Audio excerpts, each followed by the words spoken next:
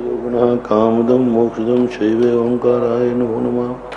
अविरलशब्दगणोगा प्रक्षालित सकलभूतलकलङ्कः मुनिभिर्पार्श्वतीयुता सरस्वती हरतनोदृतम् अज्ञानतिमिरान्ध्यानान् ज्ञानाञ्जनशलाकया चक्षुरुन्मीलितं येन तस्मै श्रीगुरुवे नमः। परम गुरुवे नमः। परम्पराचार्य गुरुभ्यो नमः। सकलकलशुद्धं परिवर्तकं धर्म संबंधकं भवजीवना प्रतिबोधकारकमिदं शास्त्रं श्री परम तत्वार्थ सूत्र नामधेयम् अस्य मूल ग्रंथकर्तारा श्री सर्वज्ञदेवा तथोत्तर ग्रंथकर्तारा श्री गणधर देवा प्रतिगणधर देवा तेषां वचनानुसार माशाद श्री समन पूज्य उमा स्वामी आचार्य देव विरचितं मंगलम भगवान वीरो मंगलम गौतमो गणिम मंगलम कुंद कुंदाद्यो जैन धर्मोस्तु मंगलम शरो मंगल मांगल्यम सर्व कल्याण कारकम प्रधानम सर्वधर्माणां जैनम जयतु शासनम कोटि शतम द्वादश चैव कोट्यो लक्षाणि चेते तदिकानि चैव पंचाशदष्टौ च सहस्र संख्यं एतत्सुतं पंचपद अरिहंत भाषयत्थं गणहर देवें गंधियं शम्मं पड़मामि भक्तजुत्तो सुदनानो वै शीर्षा एक साई भंते सुध भक्ति कौर शुभ कौतुषालोचन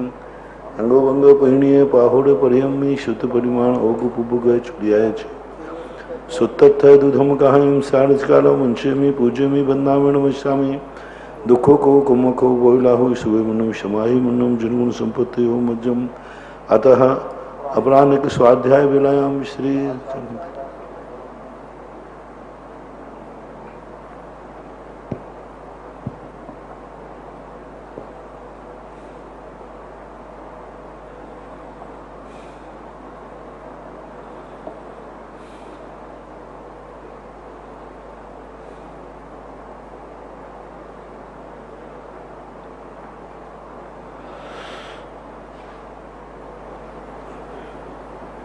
सुत जलधिपारी के शुपरमते भावना पटुमते सुचरितपो निदेभ्यो नमो गुरुभ्यो गुणगुरुभ्य छत्तीस गुण समग्रे पंचविहाचार करण संदर्शे शिष्याणुग कुशले धर्मायरी सदा वंदे गुरुभक्ति तरंति संसार सायरम घोरम छिन्नन्ति अट्टिकम्मं जम्मं मरणं न पावयन्ति ये नित्यं वृतमंत्र होम निरता ध्यानाग्निहोत्राकुलाम् षड्कर्मा वृतास्तपोधन धना साधु क्रिया साधुआ शील प्रावरणा गुण प्रहरणा चंद्राकृते ज्योतिका मोक्षद्वार कपाट पाठ नवटः प्रणन्तुमा साधुआ गुरुवापान्तनो नित्यं ज्ञान दर्शन नायकः चारित्राण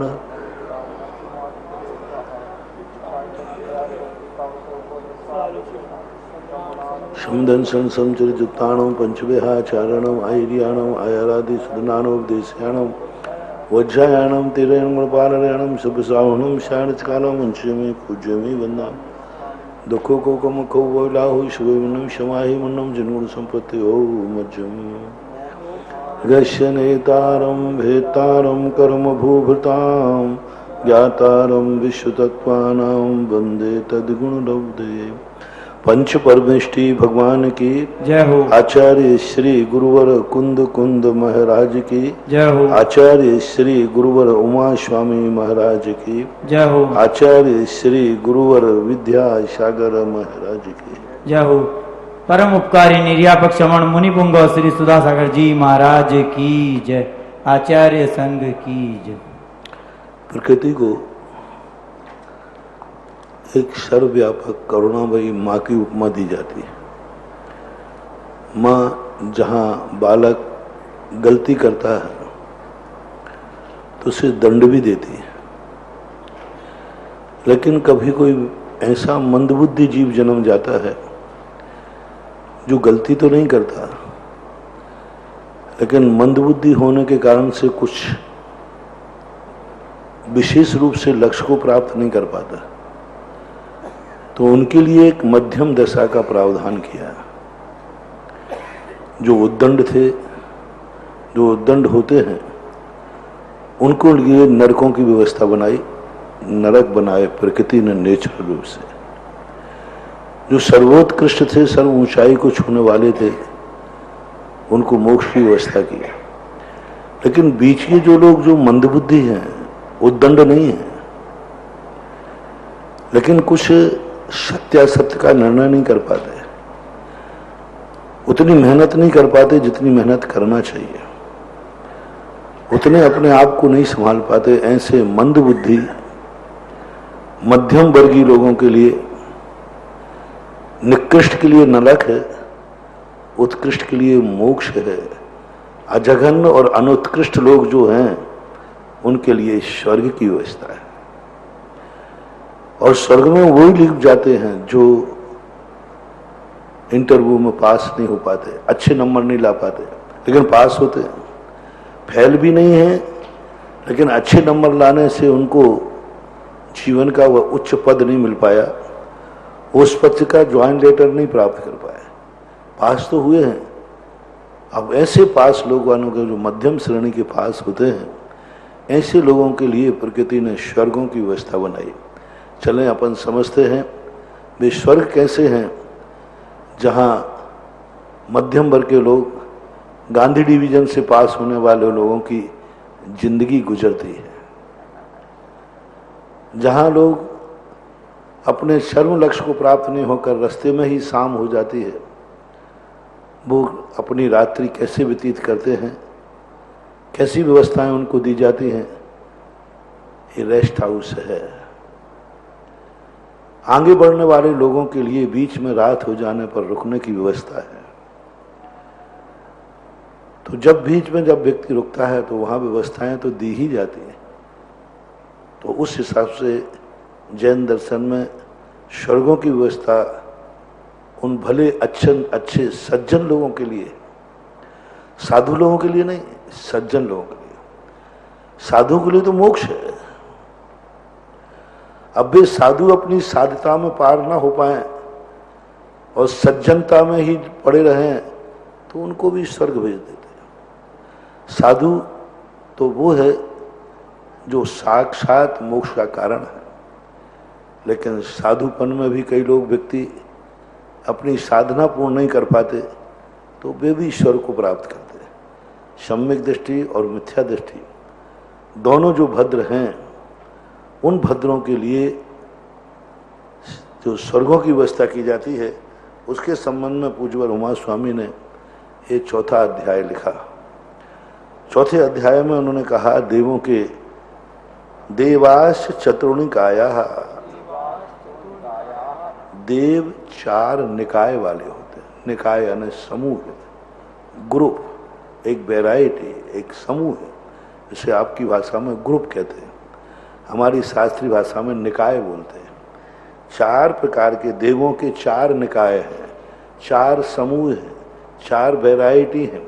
जैसे अपन कहते हैं ना, गेहूं कितने निकाय वाला है, मनुष्य कितने निकाय वाले हैं, तो ये सब चीज़ों का एक समूह है।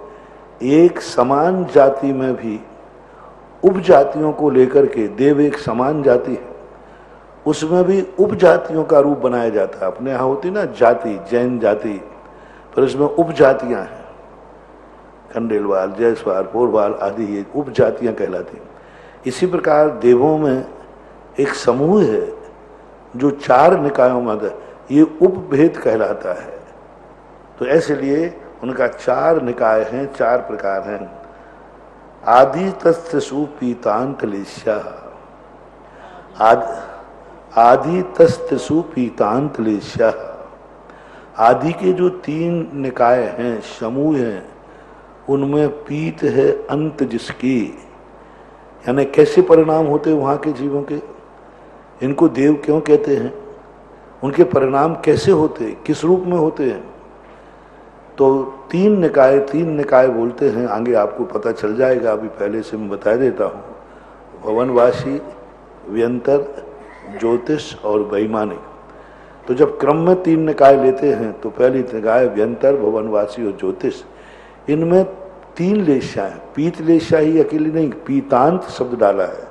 यदि पीत लेशा ही अकेली होती तो पीत है अंत जिसमें, वो नहीं डालते। इससे सिद्ध है कि कहीं किसी न किसी रूप में इन 3 निकायों में कृष्ण लेशा, कापोत लेशा, नील लेशा और कापोत लेशा पाई जाती। ऐसा सिद्धांत ग्रंथों में मिलता है कि जघन्य कृष्ण लेशा, जघन्य नील लेशा, जघन्य कापुत लेशा वाले जीव जो देवायु को बंद कर लेते हैं और देवायु के बंद के बाद उनकी लेशा मंद हो जाती है, तो वो उस लेशा को लेकर जाते हैं और अपर्याप्त दशा में उनकी यह लेशा पाई जाती है। इस अपेक्षा से, क्योंकि देवायु के साथ पाई गई ना, मरते ही देवायु का उदय आ गया।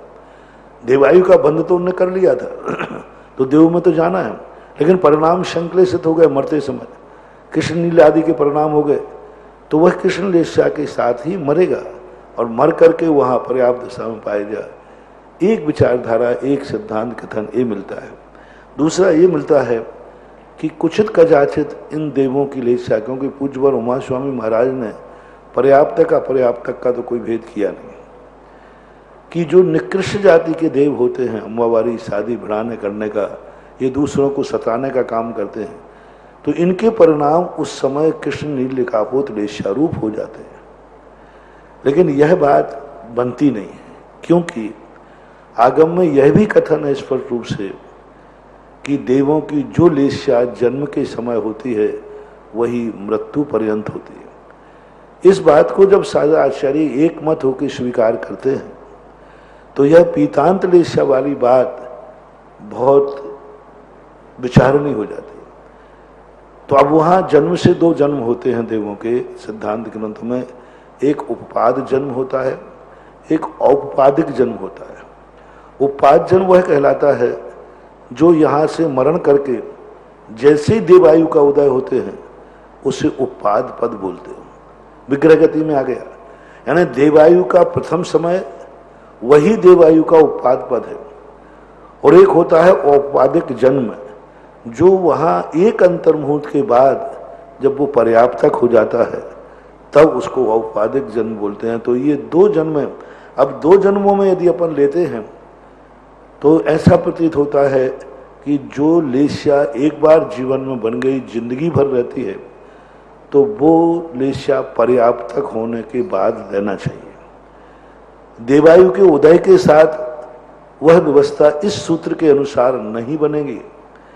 इस सूत्र के अनुसार तो जब बनेगी जब एक ही लेशा का हो, या ऐसा अर्थ निकालो इसका, किसी देव की व्यंतर भवनत्र की कृष्णलेशा होती है, किसी की नील होती है, किसी की कापुत होती है। ऐसा अर्थ यदि यह सूत्र के निकाला जाए तो बहुत बड़ी बाधा हो जाएगी कि कोई कृष्ण, कोई नील, कोई कापुत वाले रहेंगे और कोई पीत वाले भी रहेंगे।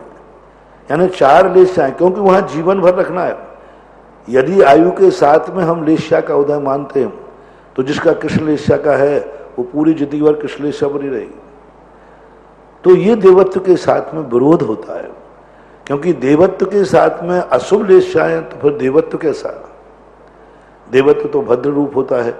इसलिए वह बात युक्ति युक्त बैठती है कि यदि तीन लेशाओं को माना भी जाए इस सूत्र के अनुसार तो वो अपर्याप्त दशा में मान लेना चाहिए, विग्रह गति में, और अपर्याप्त दशा में अशुभ लेशा, और जैसे ही वो पर्याप्तक होगा पीत लेशा हो जाएगी। यानी पर्याप्तक होने के बाद लेशा स्थिर हो जाती है, यानी वो अपना पूर्ण नाम। उसमें लेशा में भी उत्तम मध्यम जघन्य भेद होते हैं, लेकिन लेशा का परिवर्तन नहीं करेगा। ऐसा ये पीतांत लेशा वाला ये सूत्र जो है अनेक अनेक विकल्पों को उत्पन्न करता है, अनेक मतों को संग्रह करता है। यूं कहो अनेक मतों को संग्रह कर रहा है, यानी जितने आगम में मत मिलते हैं उन सब मतों को संग्रह, ये सूत्र मल्टीपर्पस है। जिस रूप में हमें जो मत मिलता है उस मत को भी ये सूत्र अपने आप में गर्भित कर लेता है। ऐसा दशाष्ट पंच द्वादश विकल्पः कल्पोपपन्न पर्यंतः। अब ये जो देव हैं चार प्रकार के निकाय, इनके जो अलग अलग भेद होते हैं, चार निकाय हो बताए थे ना, तो चार निकायों के अलग अलग भेद हैं। 10, 8, 5 और 12 विकल्प वाले हैं। कल्पोपन्न पर्यंत, ये कल्प मानना 16वें स्वर्ग तक ही लेना, 16वें स्वर्ग की व्यवस्था अलग है। तो इनके जो 10 भेद हैं, यानी पहला 10 है, पहला जो विकल्प है भवनवासियों का, उसमें 10 प्रकार के भेद हैं, 10 प्रकार के देव होंगे, उनमें भी उपभेद है। देखो मैंने पहले ही कहा था, देव एक जाति हुई, वन एक जाति हुई, वन में उपजातियां नंबर 1, आम्र वन छोटे छोटे, इसी प्रकार 4 का 4 में भी एक एक के 10-10 और उप में भी उपभेद, एक एक जाति के 10 भेद हैं। यानी पहली भवनवासी के 10 भेद, व्यंतरों के 8 भेद, ज्योतिषों के 5 भेद और कल्पवासियों के 12 भेद होते हैं। भेद जब किया जाता है जब कोई लक्षण सामान्य से हट करके होता है। सामान्य हमने देव कह दिया तो देव से हम कहीं पूर्णता निर्णय नहीं कर पा रहे। उपभेद जब बनाए जाते हैं जब सामान्य से हमारा कोई निर्णय नहीं होता, हम कहीं ना कहीं फंस जाएंगे, तो फिर उनका उपभेद बना दे। भेद में भी फिर उपभेद कहलाते हैं। तो भेद जब भी होता है कोई ना कोई एक असाधारण विशेषता को लेता है। जो सामान्य में गर्भित होकर के भी अपनी अलग पहचान बना रहा है, सामान्य में गर्भित है लेकिन नई पहचान बना रहा है। जैसे अपन सब मनुष्य हैं लेकिन साधु अपनी अलग पहचान बना रहा है।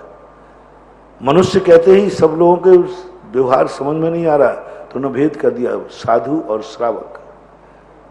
अब वो सामान्य में था, मनुष्य था, लेकिन मनुष्य होकर के भी व्यवहारिकता अपना स्तर नीचे गिरा रही थी। यदि मनुष्य को हम सामान्य मान लेंगे तो व्यवहारिकता खत्म हो जाएगी। तो व्यवहार कहता है देखो इसमें बहुत बड़ी अवमानना हो जाएगी। यदि हम मनुष्य जाति के नाम से सबको एक सा व्यवहार करेंगे तो व्यवहारिकता नष्ट होगी, इसलिए आप इसमें और भेद करिए। तो क्या भेद करूं? बोले श्रावक और मुनि का भेद कर दीजिए।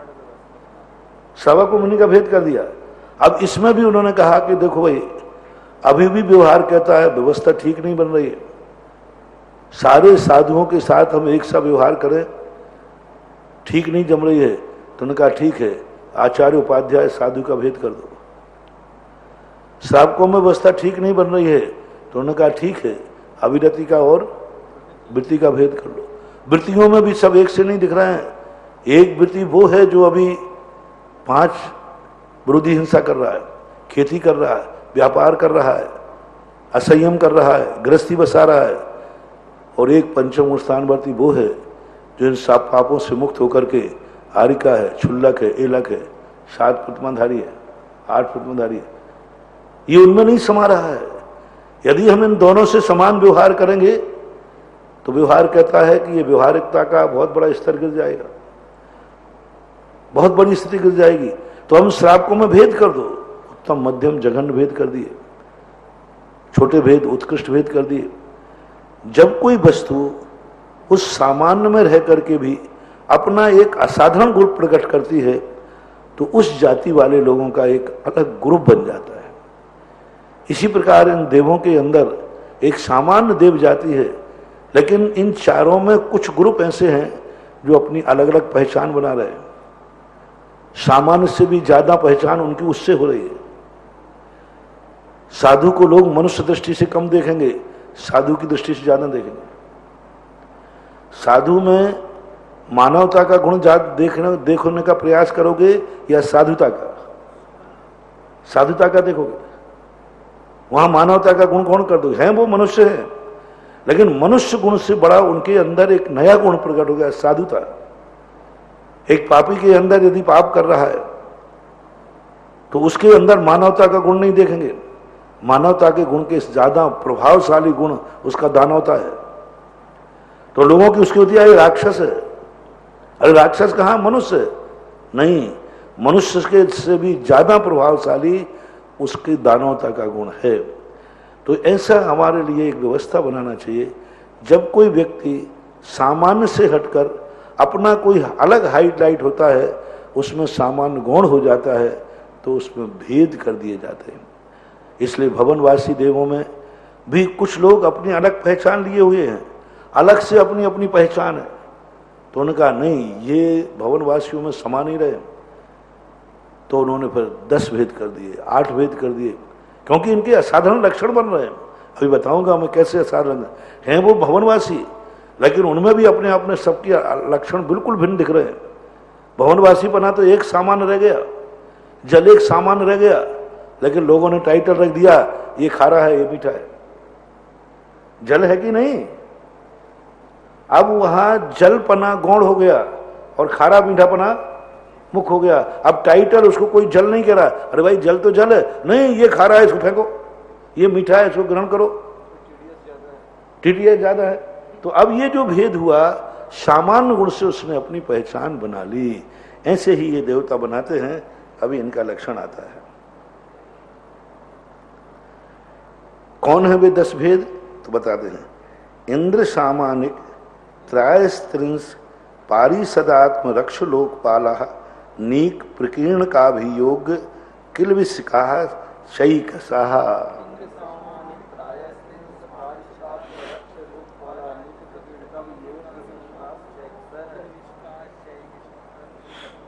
इंद्र, ये 10 भेद बनाए। अब देखो जाति एक है, भवनवासी है, अपन भवनवासी में लगा लेते हैं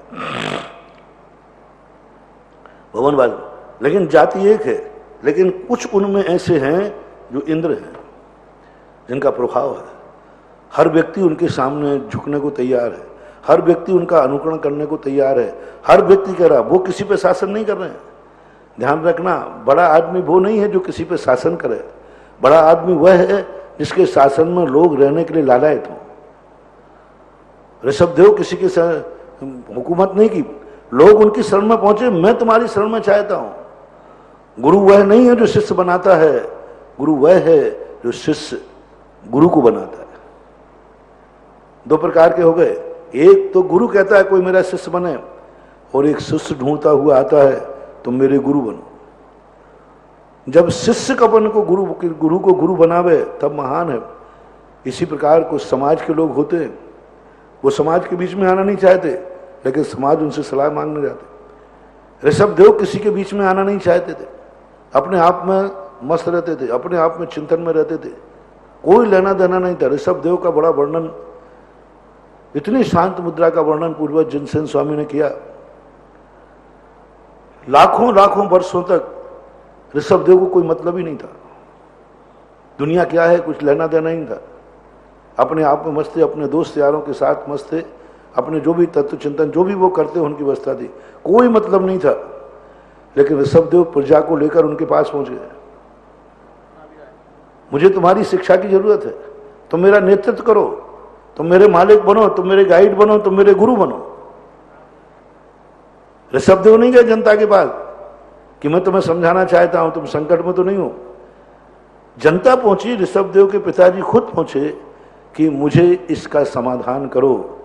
ये कहलाता है बड़प्पन, ये कहलाता है महानता। जब अपने आप लोग तुम्हारे लिए तुम्हारे गुण देख करके, तुम्हारी एक ऐसी असाधारण विशेषता देख करके तुम्हारे पीछे चलने के लिए लालायत हो जाए। किसी के आगे चलने के पहले ये देखो कोई तुम्हारे पीछे चलने को तैयार है कि नहीं। तो इंद्र नाम की एक ऐसी शक्ति, ऐसा गुण होता है, एक ऐसा पुण्य होता है जो दूसरे लोग कहते हैं कि नहीं आप मेरे नेता, मैं आपके पीछे चलूंगा। तो अब वो भवनवासी है, लेकिन उसमें एक गुण है, एक असाधारण पुण्य लेके आया है, उसको इंद्र बोलते हैं। सामानिक, जब कोई भी शक्ति होती है तो ये मत मनाना कि वही होती है, उसके बराबर की कोई शक्ति होती। लेकिन बराबर की शक्ति होकर के भी एक पद पर 2 तो नहीं बैठ सकते ना। गुण बराबर है, सब कुछ बराबर है, लेकिन एक पद तो एक ही बैठेगा। तो ऐसे कितने लोग हैं जो इंद्र पद की योग्यता लिए बैठे हैं, लेकिन इंद्र एक पद होता है।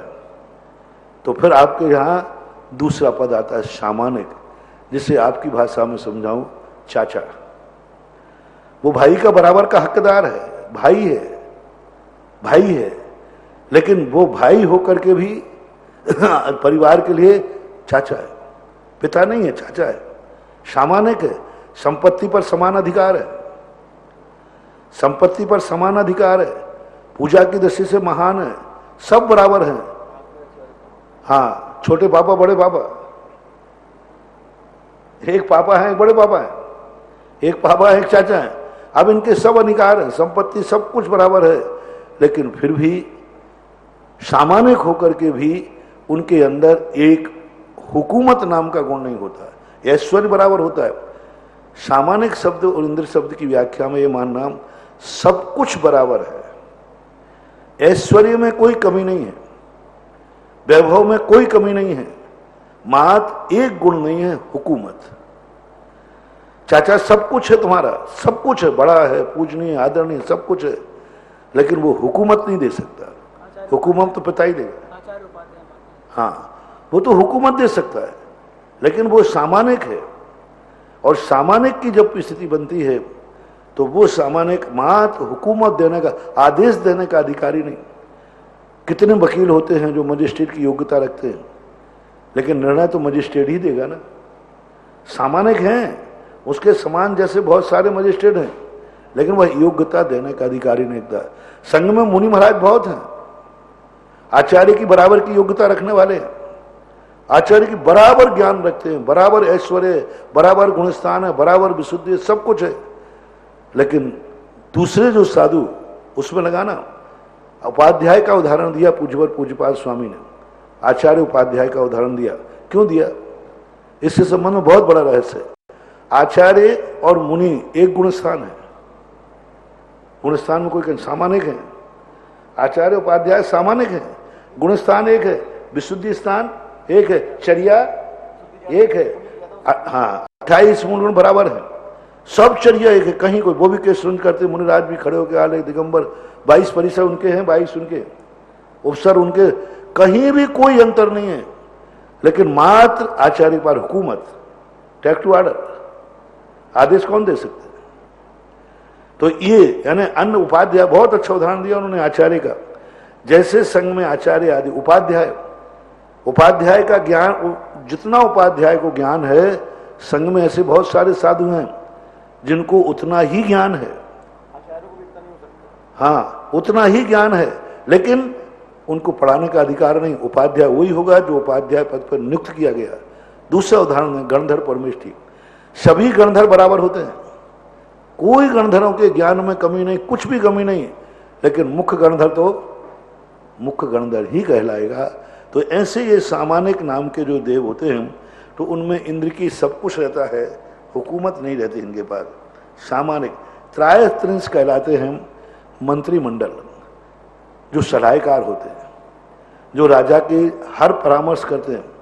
मंत्री जो होता है, मंत्रणा करने वाले, क्योंकि राजा कई बार अपने जमीन के स्तर का न होने से राजा सिंहासन पर बैठता है, समस्याएं जमीन पे आती हैं, सिंहासन पर नहीं आती, परिस्थितियां जमीन पे आती है। मंत्री वो चीज है जो जमीन से लेकर सिंहासन तक की कड़ी को जोड़ता है। मंत्री जमीन के लोगों के साथ भी खड़ा हुआ मिल जाएगा, राजा नहीं मिलेगा। मंत्री सबके बीच में चला जाएगा, राजा नहीं जाएगा। राजा की शोभा सिंहासन है, मंत्री कहीं भी चला जाएगा। राष्ट्रपति सब जगह नहीं जा सकता, प्रधानमंत्री जा सकता है। तो वो प्रधानमंत्री एक जमीन पर सिंहासन के बीच की कड़ी होने से मंत्री शब्द मंत्रणा से बना है। मंत्रणा देने वाला साहित्यिक भाषा में, देवी भाषा में उसे त्रायस्त्रिंश कहते हैं। इनको त्रायस्त्रिंश क्यों कहते हैं? क्योंकि ये 33 ही होते हैं, इनकी संख्या निश्चित है कि ये 33 होते हैं, इनको त्रायस्त्रिंश नाम। पारिषद, पारिषद बोलते हैं सभा के सदस्यगण। जैसे पंचायत होती है, सरपंच, उप सरपंच, उसके बाद पंच, तो ये सभासद होते हैं। जैसे मीटिंग में होते हैं अध्यक्ष, मंत्री, कोषाध्यक्ष, कोर कमेटी होती है, फिर उसके बाद एक सामान्य सदस्य होते हैं। तो ये पारिषद होते हैं, ये सभा के सदस्य हैं। ये कोई वैसे नहीं है, कोई सामान्य लोग नहीं है, अधिकार है इनको, समर्थन करने का अधिकार है, विरोध करने का अधिकार है, और कुछ नहीं कर सकते। जो ट्रस्टी लोग होते हैं, सामान्य सदस्य, इनका कुछ भी नहीं है, या तो ये समर्थन करें या विरोध करें, बस वोट डालने का, समर्थन करो या विरोध करो। जो मंत्री ने, राजा ने प्रश्न रखा है, या तो विरोध कर सकते हैं, मैं विरोध करता हूं इसका, और या समर्थन, के अलावा इनके पास कोई अधिकार नहीं होता है। इसलिए पारिषद कहते। लेकिन समर्थन और विरोध करने का अधिकार बहुत बड़ा है। यदि मान लो सारे ट्रस्टी समर्थन नहीं करें तो प्रस्ताव भी पास नहीं हो, सरकार गिर जाती है। जब अविश्वास प्रस्ताव पास होता है तो करोड़ों करोड़ों की कीमत हो जाती है। तो अधिकार न हो करके भी इनके अधिकार बन जाते हैं। आत्मरक्षक बोलते बॉडी गार्ड, ब्लैक कमांडो।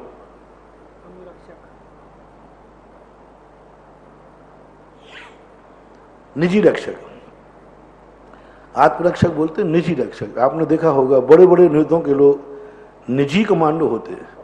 एक कमांडो वो होते हैं जहां पहुंचते हैं वहां की पुलिस आ जाती है, नहीं, उनके साथ एक निजी कमांडो होगा जो हमेशा रहेगा। ना उसको सीमा से मतलब है, ना थाने से मतलब है, ना देश से मतलब है, ना विदेश से मतलब है। वहां तो उनका बॉस जहां है वहां वो कमांडो है, 24 घंटे साथ रहेगा, उसके ऊपर कोई कानून लागू नहीं होता। ये पुलिस एसपी तो अपने थाने छोड़ने के बाद छूट जाएंगे, लेकिन आत्मरक्षक वो होता है जो 24 घंटे हर स्थान पर उसको जाने का अधिकार होता है, पावर होता है। इसलिए पर्सनल बॉडीगार्ड जो होते हैं उसी को मान लेना चाहिए। और फिर है लोकपाल। लोकपाल कहलाता है वो निजी नहीं है। जैसे मान लो यहाँ आए कोई प्रधानमंत्री आता है तो यहाँ का जो एसपी होगा वो लोकपाल है, वो यहीं तक सीमित रहेगा। उस एरिया में यदि गए तो वो सीमित रहेगा, तो उसको बोलते लोकपाल। कोतवाल कहो, लोकपाल कहो, एसपी कहो, ऐसा। फिर उसके बाद है अनीक। अनीक बोलते हैं सेना को। सैनिक लोग जो होते हैं वो अनीक, तो अनीक होते हैं। प्रकीर्णक बोलते हैं परिवार को। देवियां हैं और भी जो उनके परिकार हैं, जो उनके अंडर में रहने वाले परिवार जाति को बोलते हैं। ना परिवार के जो सदस्य हैं, रिश्तेदार आदि हैं, वे प्रकीर्णक कहलाते हैं। अभियोग कहलाते हैं वाहन। हमारे यहाँ वाहन होते हैं मोटर गाड़ी आदि, वहाँ मोटर गाड़ी आदि नहीं है, कोई कंपनियां नहीं है, वहाँ देवता ही वाहन है। हर देव के पास अलग अलग वाहन है, ऐसा कोई भी देवता नहीं है जिसके पास वाहन नहीं हो। और वाहन सबके निश्चित वाहन हैं। अभियोग जाति के एक देव होते हैं, वे सबके वाहन बनते हैं। वहां निश्चित है कि तुम्हें ये वाहन, वहां 2 व्हीकल, 3 व्हीकल, 4 व्हीकल सब है। तुम इनके साथ रहोगे, मयूर वाहन बन के रहोगे, इनके साथ रहोगे, हस्ती वाहन बन के जाओगे। इंद्र के साथ रहोगे तो कोई निश्चित वाहन नहीं है, जो इंद्र चाहेगा वो वाहन बनना पड़ेगा। कुछ लोगों के वाहन निश्चित हैं, वो मनमाने के वाहन नहीं बना सकते। वो अभियोग जाति को ये नहीं कह सकते हमें ऐरावत हाथी बनाओ, है अभियोग जाति तुम ऐरावत हाथी बन जाओ, नहीं, वो नहीं बनेगा, वो नहीं बनेगा। मैं मां तुम्हारे लिए मयूर ही बनूंगा। मयूर पे बैठ के चलना हो तो चलो, तुम हंस बन जाओ, नहीं बनेगा। तो कुछ देवताओं के वाहन नियत हैं और कुछ जो बड़े बड़े देवता हैं उनके वाहन नियत नहीं है। वो जिस प्रकार के वाहन में बैठना चाहें उस प्रकार का वाहन उनको बनना चाहता है। किल्बिस व्यवस्थापक, दरी उठाने वाले, फर्श उठाने वाले, सभा लगना है, सब कुर्सियां पहुंचने वाले, साफ करने वाले, जो आ रहे हैं लोग उन सबको पानी पिलाने वाले, आपकी भाषा में समझा रहा हूं, ये कहलाते किल्बिस जाति के देव। इसी प्रकार वहां भी लोग होते हैं। अब आप ये पूछ सकते हैं कि ये सारी व्यवस्थाएं क्यों एक ही सा? अरे पापी प्रकृति है, दूसरों की सेवा करना, सफाई करना। बैठेंगे कोई फर्श कोई बिछा रहा है, बैठेंगे कोई झाड़ू कोई लगा रहा है, पानी किसी को पीना पिला कोई रहा है, तो ये सेवा चाकरी कहलाती है। इससे चाकरी बोली, नौकरी भी नहीं, चाकरी। नौकरी अच्छी है, चाकरी और खराब है, ये चाकरी कहलाती है। इनके स्थान रहते हैं अलग अलग। जैसे व्यवस्थापक लोग बाहर खड़े रहते हैं ना, जब कार्यक्रम होते तो वो तैयारी ले, किसी ने कुछ बुलाया, घंटी बजाई, यानी कहने पियोन जैसे, चौकीदार चपरासी पियोन जैसे होते ना, ये अपने वहाँ खड़े रहते हैं। और उसी प्रकार से एक सा यानी ये सब एक एक व्यवस्थाएं हैं भवनवासियों में।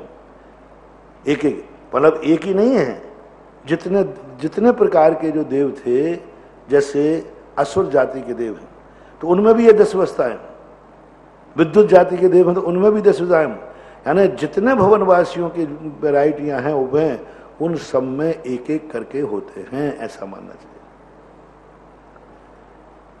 त्रायस्त्रिंश लोकपाल वर्ज्या व्यंतर ज्योतिष्का। व्यंतरों में मंत्री और लोकपाल नहीं होते। क्योंकि ये व्यंतर किसी की सुनते ही नहीं, मनमानी करते हैं। वो सुनते ही नहीं, धोंधा होते हैं। कई लोगों की आदत होती है उनको सलाह दो नहीं, कुछ सुनते ही नहीं है। व्यंतरों में सबसे बड़ी खूबी है ये कुछ जानते नहीं है और किसी की मानते नहीं। तो वहाँ की मंत्री व्यवस्था डाली, मंत्र नहीं करेंगे वो, उनको तो जो करना है अपने मनमानी करते हैं। कोई सलाह देवे तो सुनना ही नहीं है। तो प्रकृति ने ही व्यंतरों, क्योंकि ये इतने चंचल होते हैं, दुष्ट प्रकृति के होते हैं, ये किसी की सलाह मानते ही नहीं। इनको सलाह दो तो ये सुनेंगे नहीं। इसलिए त्रायस्त्रिंश और लोकपाल, लोकपाल इसलिए नहीं, इनकी कोई पता ही नहीं कब कहाँ, प्रोटोकॉल में चलते ही नहीं। प्रोटोकॉल दिया जाए उसको तोड़ के चले, यत्र तत्र विचरन्ति इति व्यंतरा। अनुशासन कोई की मानते ही नहीं। आपने देखा कई बार जो बड़े आदमी आते हैं तो वो कहते साहब प्रोटोकॉल ने मना कर दिया। अरे तुम तो राष्ट्रपति हो, तुम तो जहां जाना चाहो वहां बना जाए, लेकिन नहीं, प्रोटोकॉल ने मना कर दिया। अब प्रोटोकॉल ने मना कर दिया है तो राष्ट्रपति जा नहीं सकता, क्योंकि राष्ट्रपति उद्दंड नहीं है। उन्होंने कहा साहब वो जाने लायक आपके स्थान नहीं है, नहीं जाएगा। लेकिन व्यंतर लोग नहीं, कई बार जो नेता लोग हैं प्रोटोकॉल की सीमा छोड़ करके नेता उसमें घुस गए भीड़ में, पेपर में बड़ी निंदा होती है, पेपर में बड़ी होती है। और जो एसपी वगैरह होते हैं वे हथियार डाले, साहब मेरी जिम्मेवारी नहीं है, क्योंकि साहब मेरे कंट्रोल में नहीं है। जो हम लोगों ने व्यवस्था बनाई थी उस रास्ते से नहीं गए, वो तो भीड़ में घुस गए। तुरंत एसपी डीआईजी नोट लगाते हैं, साहब ये साहब हमारे कंट्रोल में नहीं है, कोई भी दुर्घटना हो जाए इसकी जिम्मेवारी मेरी नहीं है। तो ये व्यंतर जाति के लोग किसी लोकपाल के किसी प्रोटोकॉल के अंदर में नहीं आते। ये किसी के बस में चलते नहीं, जहां चाहे घुस जाएं, जिस चाहे को परेशान कर दें, जहां चाहे घूमते रहें। यत्र तत्र विचरन्ति इति व्यंतरा। तो इस प्रकार के इनके दो व्यंतरों में 8 ही पद होते हैं, 8 ही व्यवस्थाएं होती हैं, 10 व्यवस्थाएं नहीं होती हैं। पूर्वयोर द्विइंद्राः, व्यंतर ज्योतिष के, और ज्योतिष की भी है। ज्योतिष जाति के देव भी ऐसे होते हैं। ज्योतिष जाति के देव तो इसलिए ऐसे होते हैं कि पूरे 3 लोक में, पूरे 2.5 द्वीप में फैले हुए हैं। तिल की पट्टी कहाँ कहाँ तक व्यवस्था बनाए। अब प्रतिदिन ही यदि कोई ना कोई नेता आने लग जाए तो फिर एसपी तुरंत नोट लगाता है, साहब हम अपराधियों को पकड़े या नेताजी की व्यवस्था बनाए।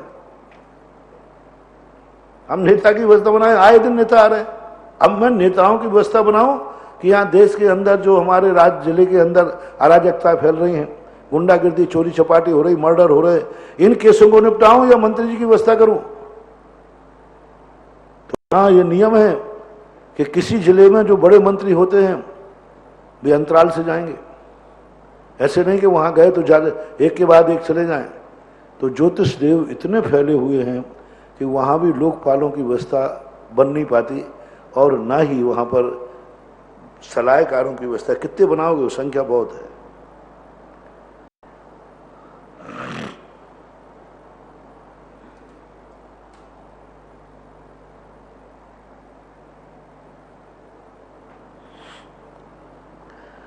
पूर्वयोर द्विइंद्राः, पूर्वयो द्विवचन लिया है इन्होंने। पूर्व के 2 यानी भवनवासी और व्यंतरों में 2 इंद्र होते हैं। भवनालय 40, व्यंतरा होन्ति 32। हालांकि इनके यहाँ 2 इंद्र में 16 होना चाहिए।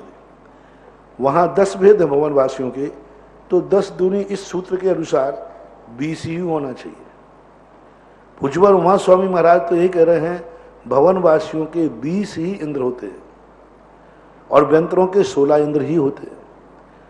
लेकिन अन्य आचार्यों ने भवनालय 40, व्यंतरा होन्ति 32, कप्पामर 24, चंदो सूरो नरोत्रियो, ये 100 इंद्र बनाने के लिए प्रतीन्द्र की कल्पना की। अब प्रतीन्द्र कौन होता है, ये बड़ा विचारणीय प्रश्न बन रहा है। अभी तक कोई भी प्रतीन्द्र का निर्णय नहीं कर पाया। प्रतीन्द्र नाम का कोई देव का नाम कोई आगम में नहीं मिला। आगम में प्रतीन्द्र मिला है, सौधर्मेंद्र मुख्य इंद्र है, ईशान प्रतीन्द्र है, सानाथ है, ईशान प्रतीन्द्र है। ये प्रतीन्द्र तो मिलते हैं, लेकिन सौधर्मेंद्र के विमान में प्रतीन्द्र कौन है, ईशान इंद्र के विमान में प्रतीन्द्र कौन है, सनत कुमार महेंद्र में प्रतीन्द्र कौन है, आपसी में ये प्रतिन्द्र है। स्वधर्म में इंद्र है, ईशान प्रतिन्द्र है। प्रतिष्ठा पाठों में है, प्रतिष्ठा पाठों में ईशान को प्रतिन्द्र कहा है, मुख्य इंद्र स्वधर्म को कहा। वहां सनत कुमार को दक्षिणेंद्र जितने हैं वे मुख्य इंद्र हैं, और जितने उत्तर में हैं वे उत्तरेंद्र कहलाते हैं, उत्तरेंद्र प्रतिन्द्र। लेकिन कहीं भी प्रतिन्द्र नाम तो आया, सीता के जीव प्रतिन्द्र बना। लेकिन अभी तक इतनी व्यवस्थाएं, त्रिलोक वर्णति, त्रिलोक सार, सारे ग्रंथों में स्वर्गों का वर्णन पड़ा, लेकिन कोई भी ऐसा नहीं कहा स्वधर्म इंद्र का प्रतिन्द्र कौन है, ईशान इंद्र का प्रतिन्द्र कौन है। इसी प्रकार भवनवासियों में 20 इंद्रों के नाम मिले, लेकिन वो प्रतिन्द्र 20 कौन है, 20 के नाम मिले, बराबर मिले। इसी प्रकार व्यंतरों में, इसी प्रकार 24 भगवान 12 इंद्रों के नाम तो हैं। क्या आपके पास 24 इंद्र के नाम है? प्रतिष्ठाचार्य बना देते हैं बस, अगले जिनको पृथ्वी बनना हो बन जाना 3,11,000 में। हमने इनसे पूछा भीलवाड़ा में, इन्हें कहा कि हमने कितने बन सकते, तो कहा महाराज 16 बन सकते। मैंने कि इन्होंने तो 16 स्वर्ग थे, 16 बना दिए। तो हमने कहा उनके नाम और तो कौन से हैं, बस नाम देते भगने जाएंगे। तो बोले कि नाम तो आप ही खोजो।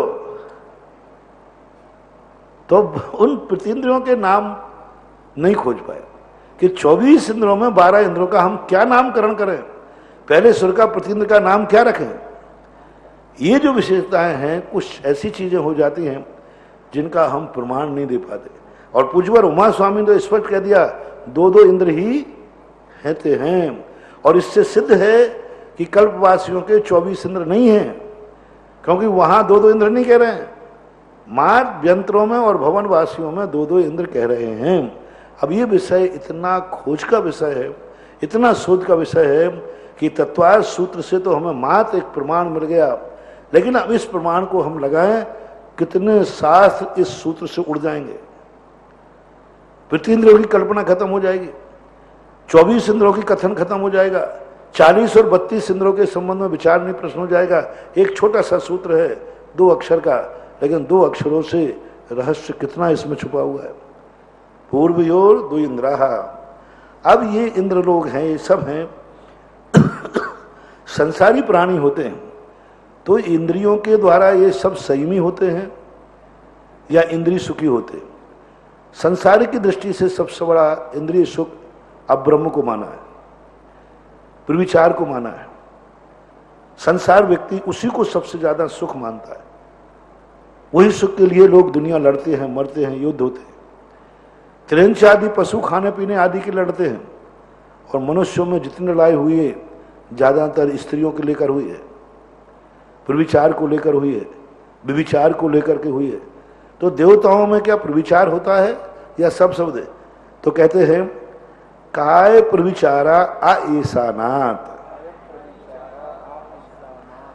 काय से प्रविचार, या जैसे मनुष्य त्रियंच पशु आदि प्रविचार करते हैं, ऐसा ही आएसानात। आ यानी सीमावादी है, ईशान तक यानी स्वधर्म ईशान। कहाँ तक हो गया? भवनवासी, व्यंतर, ज्योतिष और स्वधर्म ईशान, इनमें सब काय से प्रविचार करते हैं, यानी काय से ही अपना अब्रह्म करते हैं, ऐसा मानना चाहिए। जैसे मनुष्य त्रियंश का होता है। शेषः स्पर्श रूप शब्द मनः प्रविचारः। शेष क्या करते हैं? इनका क्रम है स्पर्श के द्वारा। देखो धीरे ऊपर जाकर करके कितनी बड़ी स्थिति है, स्पर्श के द्वारा। तो आगे जाकर के जो 2 स्वर्ग हैं, इनमें स्पर्श के द्वारा 4 बनेंगे, 1 2 3 4। तो ये 4 हैं, आगे 2 घटा दो 16 में से, तो कितने बचे? 14। तो पहले और दूसरे स्वर्ग में जो है स्पर्श के द्वारा, दूसरे तीसरे में स्पर्श के द्वारा देव देवांगनाएं मात्र एक दूसरे को स्पर्श करते हैं, उतने मात्र से ही उनकी काम की तृप्ति हो जाती है।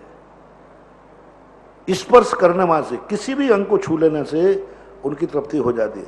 उसके बाद आकर 4 स्वर्गों में रूप के द्वारा, मात्र देखने मात्र से, देवांगना देवी को देखती है, देवी देव को देखता है, दोनों एक दूसरे को देख करके उनकी काम वासना शांत हो जाती है। शब्द देखते भी नहीं है।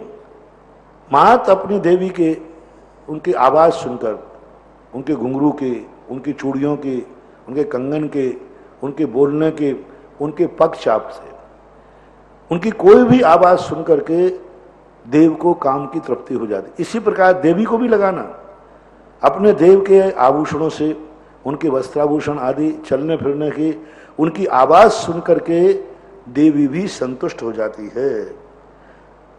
मना पर विचारा, मन में स्मरण करने थे। जब उनको काम की वेदना होती है वो अपनी देवी का स्मरण करते हैं आंख बंद करके, जैसे भी हो उनकी काम की तृप्ति हो जाती। ऐसे ही देवांगना अपने देव को मात जब उसको काम की वेदना होती है तो मन में याद करती है, याद करते ही उनकी वासना शांत हो जाती है।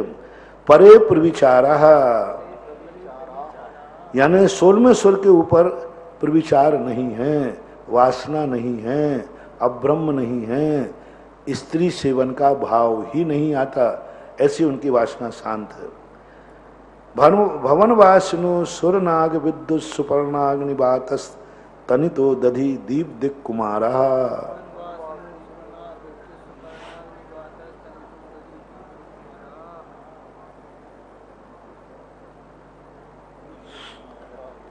भवनवासियों के जो भेद हैं उनके लिए कहते हैं भवनवासिना, भवनों में वास करने वाले लोग। कौन क्या क्या नाम है उनके?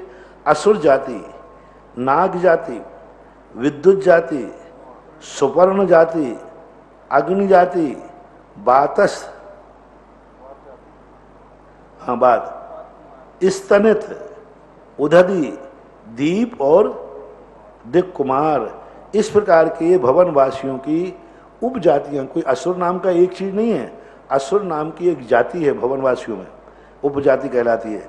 नाग जाति है, वो नाग जाति आदि के बताते कि धर्मेंद्र जो है नाग जाति का ही एक इंद्र माना जाता है। तो इस प्रकार के हैं व्यंतरहा किन्नर किम पुरुष महोर गंधर्व यक्ष राक्षस भूत पिशाचा।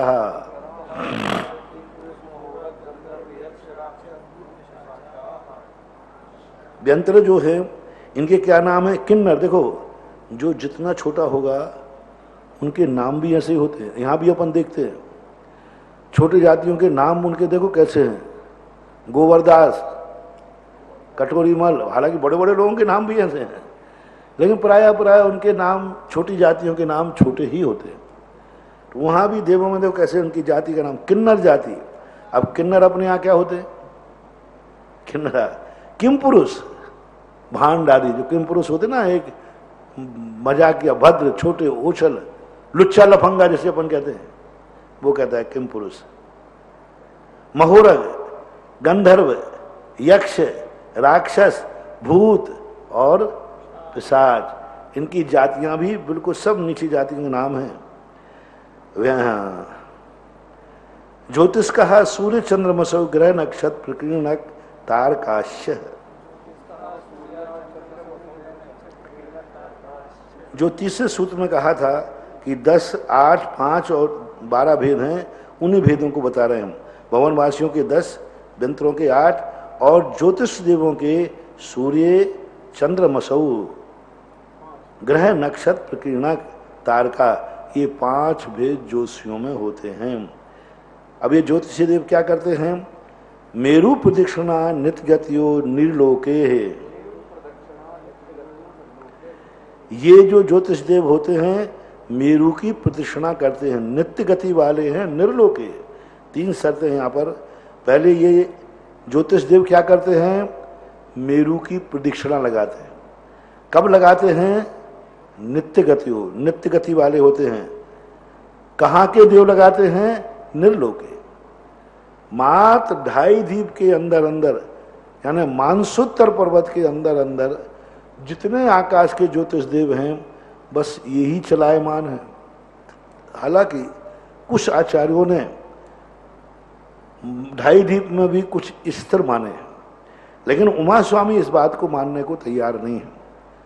उमा महास्वामी ने स्पष्ट रूप से कह दिया 2.5 दीप के अंदर जितने देव हैं ये नित्य गतिमान हैं। इस सूत्र से तो यही निकलता है, लेकिन अन्य शास्त्रों में आया ध्रुव तारा वगैरह ये चलायमान नहीं होते, लेकिन यहाँ के अनुसार ऐसा नहीं है।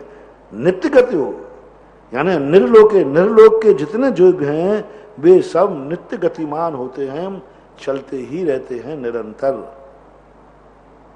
मेरु की प्रदक्षिणा लगाते हैं, मेरु बीच में है, उससे कुछ 1100 योजन, ऐसा कुछ ना 1121 योजन दूर से परिक्रमा लगाते हैं, कम से कम।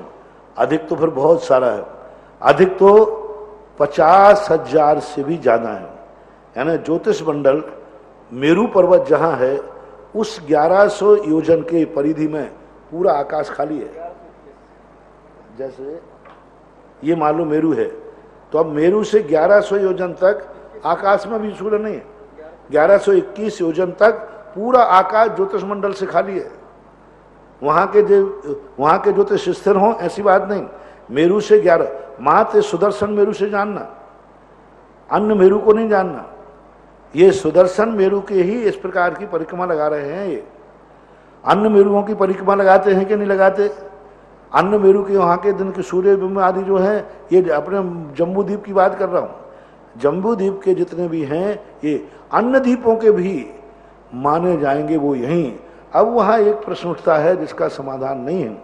यहाँ इन्होंने मेरु शब्द कह दिया, तो यहाँ के जम्बू द्वीप के और लवण समुद्र के सूर्य और बिंब ये तो परिक्रमा लगा लेंगे, लेकिन जैसे ही धातकी खंड में पहुंचेंगे, धातकी खंड के अंदर 2 मेरु हैं 84 लाख योजन वाले, और सूर्य चंद्रमा कितने नीचे हैं? 710 से शुरू होते, 810 से पेटी शुरू होते 100, ये तो बहुत छोटे। तो वहां के जो मेरु हैं 790 से शुरू होते हैं, तो जाकर के 110 की पेटी है। अब 110 की पेटी इसका तो लगा लिया, लेकिन 2 मेरु यहां और खड़े हैं 84 लाख, वहां व्यवस्था क्या है? क्या धातकी खंड के सूर्य वहां के उसी मेरु की परिक्रमा लगाते हैं? तो धातकी खंड के अंदर आधे तो लगाएंगे इस मेरु की और आधे लगाएंगे उस मेरु की, या इसी मेरु की लगाएंगे? ये ऐसा यक्ष प्रश्न है जिसका समाधान कहीं खोजने में नहीं आ रहा, क्योंकि 5 मेरु और हैं और उनकी ऊंचाई है, और ऊंचाई के कारण से ऐसा नहीं कि वो नीचे होते तो अपन कहते कि तारागण ऊपर से निकल जाए। बढ़ रहे, सब बढ़ रहे हैं, सब बढ़ जाएंगे। तो वहां के चंद्रमा और सूर्य उसी की परिक्रमा लगाएंगे क्या? जैसे धातकी खंड के सूर्य हैं, चंद्रमा है, तो वो धातकी खंड के जो दूसरा मेरु है उसका लगाएंगे। इधर 12 मेरु इनकी छक में लगाएगा तो सारी ज्योतिष मंडल बिगड़ जाएगा। नहीं, मेरु की प्रदक्षिणा लगाने, यानी इसी मेरु की प्रदक्षिणा लगाएंगे। उतने मेरु में जितने में वो मेरु होगा, शायद वो भी आकाश पूरे खाली हों, क्योंकि वो तो टकराएंगे। यदि इसके अनुसार तिलकी पट्टी के समान यदि मान लेते हैं, तो जो 5 मेरु हैं वहां पर ज्योतिष मंडल उन मेरुओं से जाके टकरा जाएगा। इसलिए वहां की क्या व्यवस्था बनेगी, आगम इस संबंध में मौन है। बहुत खोजने का प्रयास किया कि उन मेरुओं के यहाँ के ज्योतिष मंडल की व्यवस्था क्या है, धातकी खंड के और पुष्करार द्वीप के। वहां के ज्योतिष मंडल जब इतने नीचे हैं, वो वहां के सूर्य चंद्रमा हैं, तो किसकी परिक्रमा लगाएंगे? ये पूरे अंतिम मान लीजिए पुष्करार द्वीप पे अपन चलते हैं। पुष्करार द्वीप का जो सूर्य चंद्रमा है पूरे 2.5 द्वीप की परिधि का परिक्रमा लगाएगा या अपने खुद की मेरु का लगाएगा? यदि 2.5 द्वीप का लगाता तो कितना बढ़ गया? 2.5 द्वीप का कितना बढ़ गया? 1 लाख, 2 लाख, धातकी खंड 4 लाख, 4 लाख, और फिर कालोदधि सिद्ध 8 लाख, और फिर पुष्करार आधा 8 लाख मान लो। तो 8 लाख योजन का जो पुष्करार द्वीप है उसकी परिधि कितनी हो गई? यहां के सूर्य को तो मात्र 1 लाख की परिक्रमा लगाना पड़ी, 1 लाख का लगा दे। वहां का जो सूर्य चंद्रमा है वो 1 लाख 8 लाख की परिधि की परिक्रमा लगाएगा। यानी 8 लाख व्यास वाली किसी चीज की परिधि दुगनी हो जाती है, 8 × 24 लाख योजन प्रमाण होगी। तो वहां का जो आखिरी जो सूर्य है, क्या वो 24 लाख की परिक्रमा लगाएगा? हाँ, बढ़ जाएंगे। वो तो बढ़ने संख्या में कोई नहीं, कि उनका स्थान अलग अलग होता है। कतार बाई कतार में लाइन से हजारों लगा दो, कोई फर्क नहीं पड़ेगा। लेकिन वो परिक्रमा 24 लाख योजन की पूरी लगाएंगे, या फिर उसी मेरु की लगाएंगे, एक खुलासा अभी तक तो देखने में नहीं आया। किसी को मिले तो कृपया करके जरूर मुझे बता देना।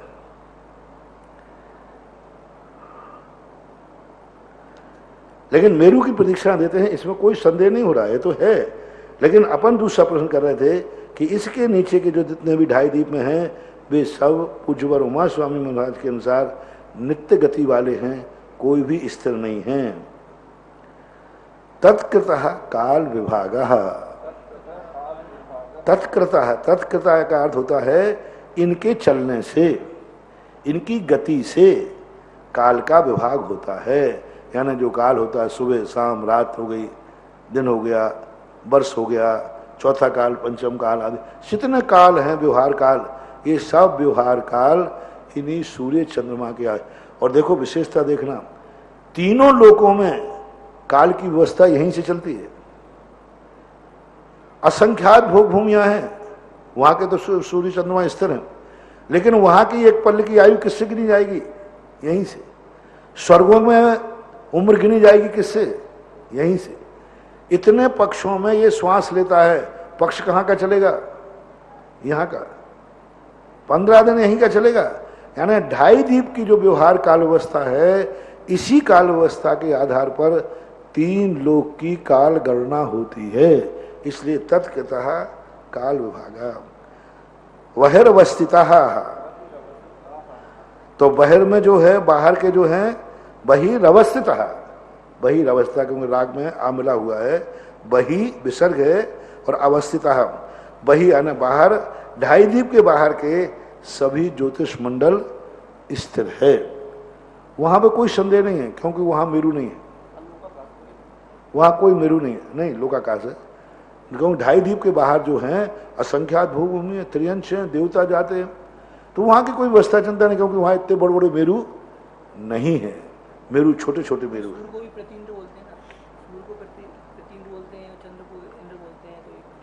सूर्य को प्रतिन्द्र बोलते हैं, चंद्र को इंद्र बोलते हैं, लेकिन इनके अंदर व्यवस्था क्या है, किस रूप में माने?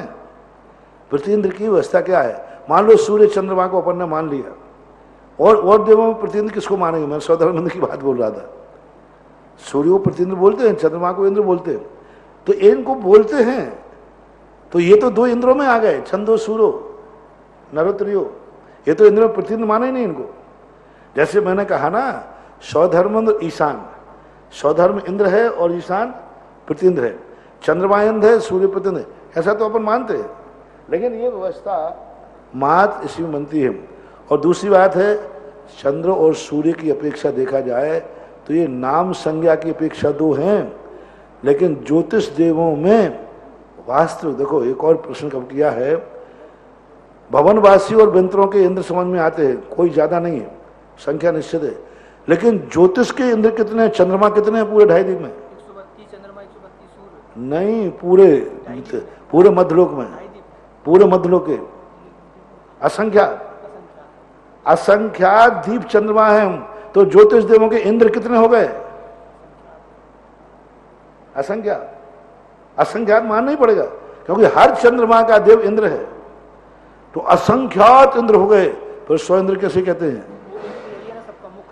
तो मुख्य है ही नहीं कोई चंद्र, सारे चंद्र मुख्य है। क्या सभी चंद्रमा में हीना दिखता है? राजा तो राजा है, इंद्र है, तो अब असंख्यात इंद्र है, किसको मुख्य लिया? 2.5 द्वीप के चंद्रमा को मुख्य लिया, तो 2.5 द्वीप में झगड़ा है, 132 हो गए। अब से 132 में मुख्य इंद्र चंद्रमा की तरफ से किसको बुलाओगे आप? कम शायद किसको बुलाओगे? 132 है। फिर कह दो यहां आएगा महाराज जी, देखो अपन तो सीधी बात है, जो जैसे जम्बू द्वीप में जब काम पड़ेगा तो जम्बू द्वीप, यहां 2 है, फिर किसको बुलाओगे? यहां भी 2 हैं। अब 2 में जब इंद्रपद को आप बुलाओगे चंद्रमा को, तो कौन से चंद्रमा को बुलाओगे? आज वाले के कल वाले को? हाँ, ये प्रश्न कहलाते हैं रहस्य है, कोई जरूरी नहीं है। हमारे पूज्य वीर सिंह स्वामी महाराज ने लिखा, कोई जरूरी नहीं है कि हम तुम्हारे सारे प्रश्नों का उत्तर दें, प्रश्न उठाते जाओ तुम। बेईमानिका, और विमान में रहने वाले को बेईमानिक बोलते हैं। कल्पोपपन्ना कल्पातीताश्य हो गया। बाहर के जितने हैं सब अवस्थित हैं ज्योतिष विमान। कल्पोपन्ना, कल्प में जो उत्पन्न होते हैं वे कल्प उत्पन्न कहलाते हैं। कल्पातीताश, कल्प का अर्थ होता है विकल्प। ये जो 10 प्रकार की व्यवस्थाएं बनाई ना, इनको कल्प के रूप में लेते हैं। कल्प के भी अनेक अर्थ रूप में लिखे गए। यदि आप विमान की कहते हो तो विमान में तो ज्योतिष देव भी रहते। जहां कल्प, ये 10 प्रकार की व्यवस्था को यदि कल्प कहते हो तो भवनवासी में 10 प्रकार की व्यवस्था है। कल्प का अर्थ क्या है? जहां ये 10 प्रकार के विकल्प हों, इंद्र सामान्य की व्यवस्था हो अथवा विमान हो, 3 दृष्टियों से कल्प की व्यवस्था बनाई जाती है। पहली बात, विमानों में रहते हैं इसलिए वे कल्प है। तो विमानों में तो कल्पातीत वाले भी रहते हैं, ज्योतिष मंडल भी रहता है। यदि आप इनकी व्यवस्था बनाते हो कि ये 10 प्रकार की व्यवस्था जहां होती है, इंद्र सामान्य आदि, तो भवनवासियों में भी इंद्र सामान्य आदि हैं। व्यंतरों में 2 नहीं है लेकिन 8 की व्यवस्था तो है ही। फिर इनको कल्पवासी क्यों नहीं कहते हो? तो ये कल्पोपन्न और कल्पातीत, ये सूत्र भी बहुत विचारणीय है। ये संज्ञा विचारणीय है कि इनको कल्पोपन्न बेईमानिक को क्यों कहते हो? क्या विमान और किसी के पास नहीं है? ज्योतिष मंडल वाले के देवों के इसको क्या कहोगे? बोलो, विमान ही बोलते हैं, इनको भी विमान बोलेंगे। अच्छा, कल्पातीत है, क्या वे कल्पातीत वाले सर्वार्थ सिद्धि वाले को विमान नहीं बोलोगे? हैं?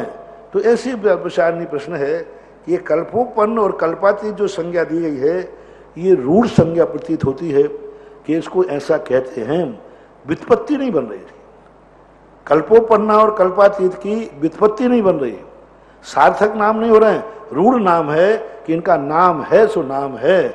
और नाम जो होता है गुण आदि से निरपेक्ष हो, नाम है, ऐसा मेरी दृष्टि से ऐसा आता है। उपर्युपरि, ये जो वैमानिक देव हैं ये उपर्युपरि हैं। अब ऊपर ऊपर है, ऊपर ऐसे एक के ऊपर। अब इस सूत्र के अनुसार बहुत सारा प्रश्न छूटता है। अब इस सूत्र में ये नहीं कहा कि 2 युगल एक साथ हैं फिर 2 युगल हैं, ऐसा तत्वार सूत्रकार ने नहीं कहा। इससे तो ये सिद्ध होता है कि सौधर्मंद के ऊपर ईशान, ईशान के ऊपर सनत कुमार, सनत कुमार महेंद्र, महेंद्र, ऐसे 16 कल्प हैं। नहीं, वहाँ पृथ्वियाँ हैं, वो विमान नहीं है। वहाँ अधोअधो नहीं कहा, वहाँ पृथ्वी अधोअधो है, यानी स्वर्ग का, तो वो उससे और कोई बात नहीं पड़ता। अधोअधो हैं तो वो तो पृथ्वियाँ अधोअधो है, ना कि बिल अधोअधो है। यहाँ तो विमान कह रहे हैं, तो जो विमान है वो एक के ऊपर एक है। पूज्यवर उमा स्वामी के अनुसार तो यही निकलता है, ऊपरी ऊपरी, ऊपर ऊपर हैं। लेकिन अन्य आगम से जब हम इसको टैली करते हैं तो युगल की शब्द की आती है, स्वधर्म ईशान बराबर पे हैं, सनत कुमार ऊपर हैं, ऐसा आता है। ऐसा आगम से मेल खा सकता है। यदि अपन इनको ऊपर ऊपर मानेंगे तो बहुत सारी व्यवस्थाओं पर विचार करना पड़ेगा। 7 राजू नहीं निकल पाएंगे। 7 राजू की तो व्यवस्था बनाने छोड़े, लेकिन आगम में कहीं वर्णन नहीं लिखा सौधर्म इंद्र के बाद ईशान इंद्र कितने ऊपर है। वो गणित कहाँ से लाएंगे?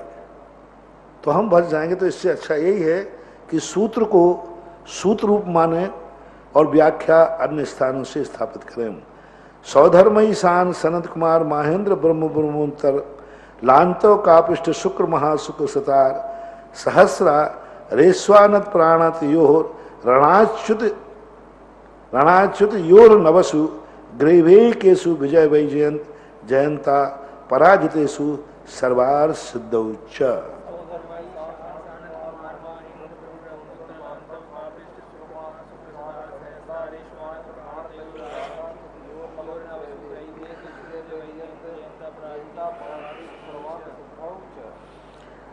यहाँ पूछवर यदि एक और बात थोड़ा संकेत कर देते, नाम गिनाते समय सौधर्म ईशान के बाद कोई विभक्ति लगा देते, हर 2 के बाद विभक्ति लगा देते, तो बड़ी सुविधा बन जाती कि ये विभक्ति लगाने का अर्थ है कि ये 2 युगल युगल हैं। लेकिन समास कर दिया पूरे 16 का। 16 में भेद नहीं किया इन्होंने, बाद में तो विभक्ति लगाई। हर युगल के बाद यदि विभक्ति लगा देते तो भी व्याकरणाचार्य साहित्याचार्य अर्थ निकाले, लेकिन समास शांत कर दिया। सौधर्म ईशान शानत कुमार महेंद्र ब्रह्म ब्रह्मोत्तर लांतव कापिष्ट शुक्र महासुख सतार सहस्रा सहस्रारेषु, अब यहां विभक्ति लगाई, जहां हालांकि यहां विभक्ति लगाने की जरूरत नहीं थी, सीधा समासान कर सकते थे, लेकिन विभक्ति लगाने का अर्थ है आप रुकिए, सोचिए यहां क्या होता है। तो सहस्रार के यहां विभक्ति लगाने के दो कारण हैं। पहला कारण है कि यहां की सारी व्यवस्थाएं घातायस्क जो हैं, ये इनकी व्यवस्था बनाई गई कि 12वें स्वर्ग से के नीचे घातायस्क नहीं होते, ऊपर के ही घातायस्क होते।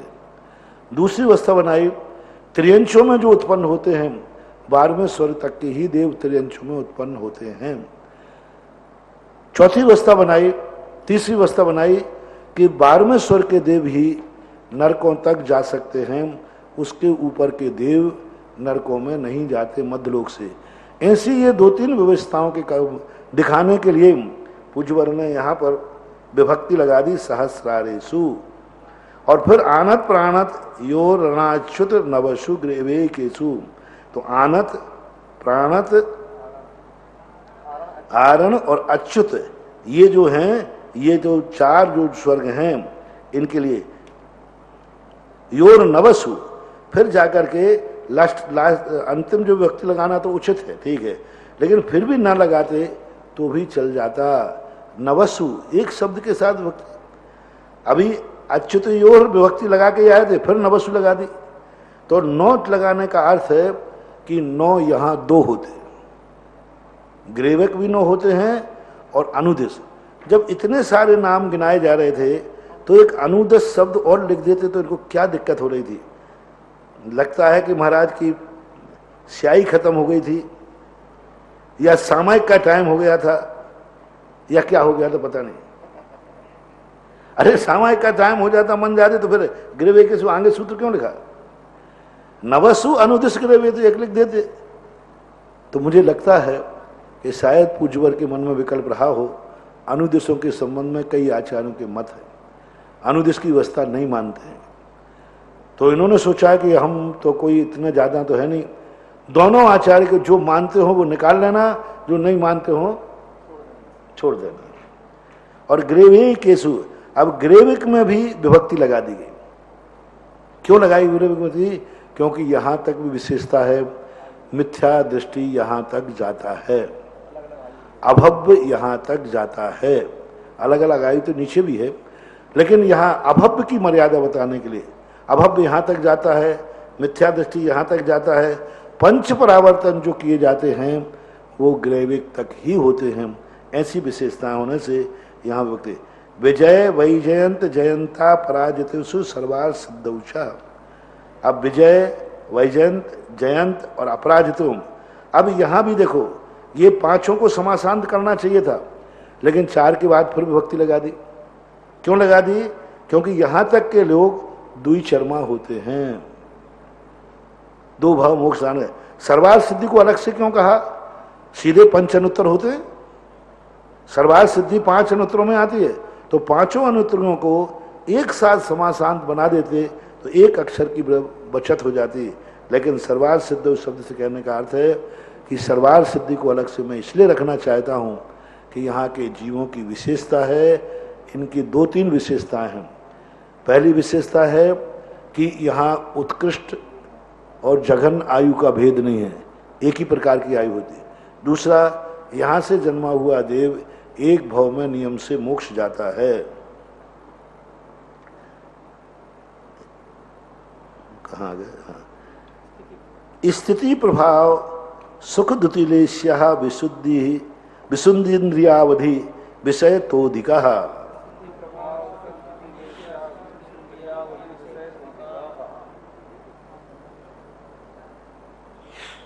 ऊपर ऊपर के जो देव होते हैं उनकी स्थिति अधिक है, नीचे नीचे देवों की स्थिति कम है।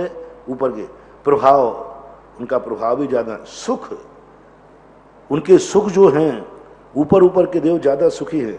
द्युति बोलते कांति को, उनके आभूषणों की, उनके शरीर की कांति। लेस्या विशुद्धि, लेस्या विशुद्धि के संबंध में 2 अर्थ अलग अलग लेते हैं। एक, विशुद्धि को लेस्या का विशेषण मानते हैं पूज्यवार सर्वार सिद्धिकार, कि ये विशुद्धि लेस्या, विशुद्ध लेस्या ने शुभ लेस्या, शुभ में भी उस लेस्याओं में भी बहुत अच्छी लेस्या। दूसरा अर्थ मानते हैं लेस्या और विशुद्धि परिणाम, कि लेस्या अलग है और विशुद्धि अलग है। ऊपर ऊपर के देवों के विशुद्ध परिणाम यानी कसाई की मंदता होती है। लेस्या तो शुभ है ही, लेकिन कसाई की मंदता भी है। तो ऐसे दो अर्थ इसके लेस्या विशुद्धि के निकाले जा सकते हैं समाधान। इंद्रिय और अवधि विषय तो अधिका, इंद्रियों का विषय और अवधि का विषय अधिक अधिक है, यानी इंद्रिय सुख नीचे से ऊपर अधिक है और अवधि ज्ञान का विषय भी नीचे की अपेक्षा से ऊपर के देवों का ज्यादा है। पहले स्वर के देव जितना जानते हैं युगल की अपेक्षा, सौधर्म ईशान, युगल बनाने के और भी कई कारण हैं, क्योंकि सौधर्म ईशान की जो उम्र है वो एक समान है। अवधि ज्ञान का विषय दोनों का एक समान है। ऐसा नहीं कि सौधर्मेंद्र का यदि इनको युगल नहीं माना जाएगा तो बहुत सारे सूत्रों से अंतर आएगा। आगे जाके कहेंगे ऊपर ऊपर की उम्र बढ़ाते जाना, तो सौधर्मेंद्र से ईशान इंद्र की ज्यादा उम्र होना चाहिए, ज्यादा इंद्र मानना, उम्र ज्यादा मानना पड़ेगी। यदि एक के बाद एक मानेंगे, सौधर्म ईशान ऐसा मानेंगे तो फिर उनके आगे जाके सूत्र आएगा ऊपर ही ऊपर ही आगे सूत्र आएगा ना उम्र का, तो फिर ईशान इंद्र की सौधर्म इंद्र की उम्र से ईशान इंद्र की ज्यादा है। फिर अवधि ज्ञान का विषय बनाएंगे तो ईशान इंद्र का अवधि ज्ञान का विषय ज्यादा बनेगा सौधर्म इंद्र के बजाय, लेकिन ऐसा नहीं है। सौधर्म ईशान का विषय अब आयु एक है, अवधि ज्ञान एक है, लेस्या एक है और उनके सुख आदि सब बराबर की कोटि में आते हैं, ऐसा मानना चाहिए उम्र की अपेक्षा, सबकी अपेक्षा से। इसलिए युगल की व्यवस्था ज्यादा युक्ति युक्त बैठती है।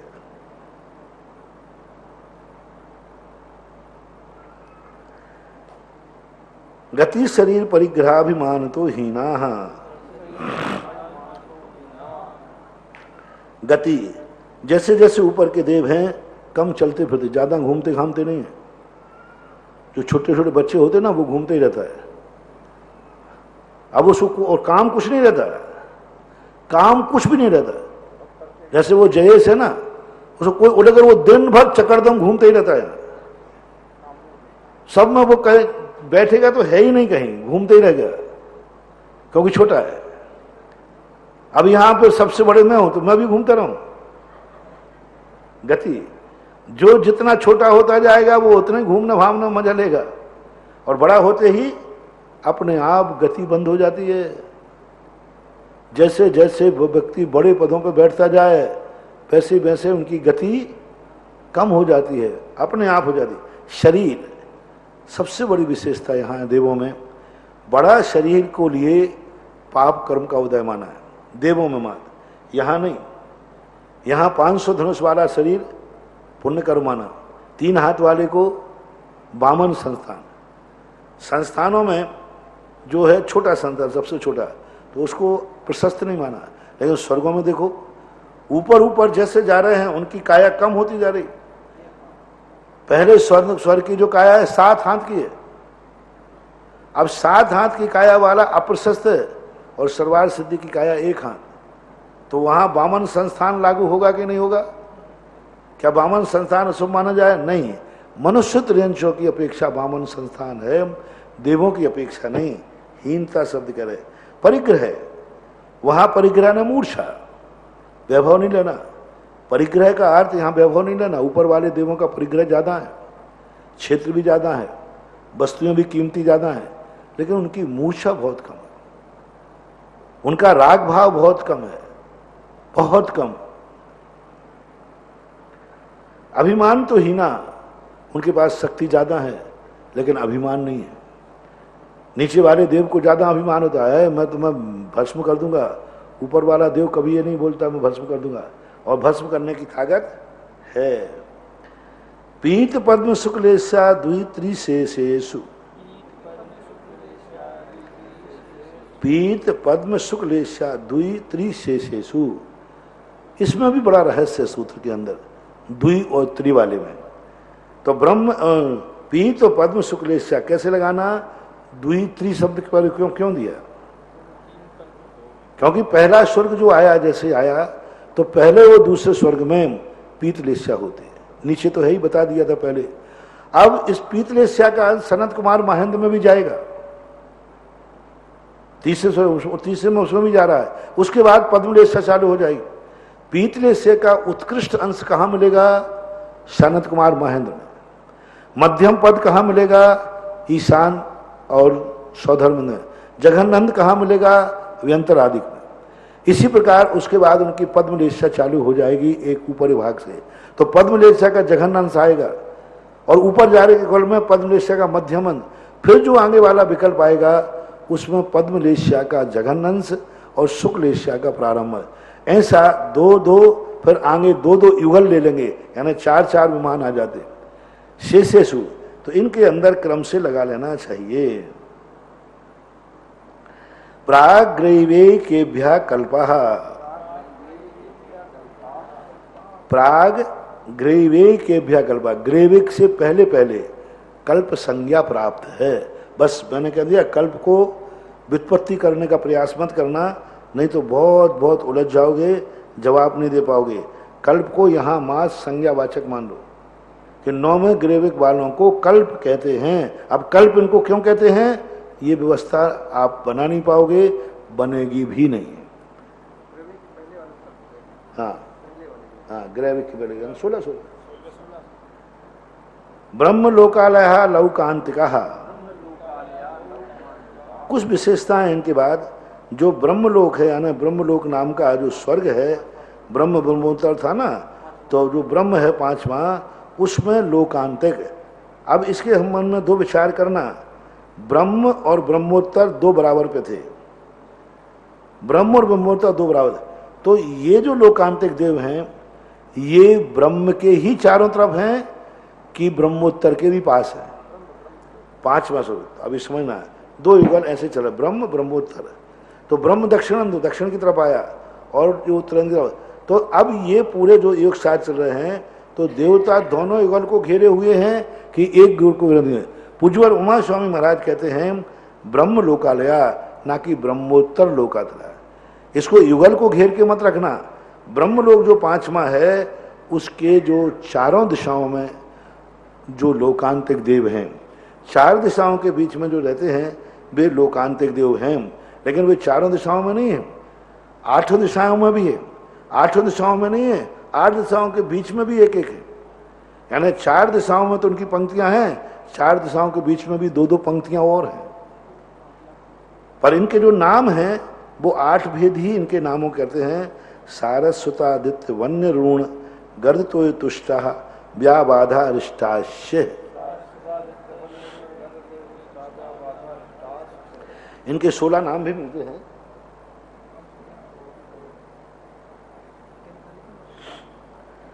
सोलह नामों की व्याख्या भी इनकी पाई जाती है।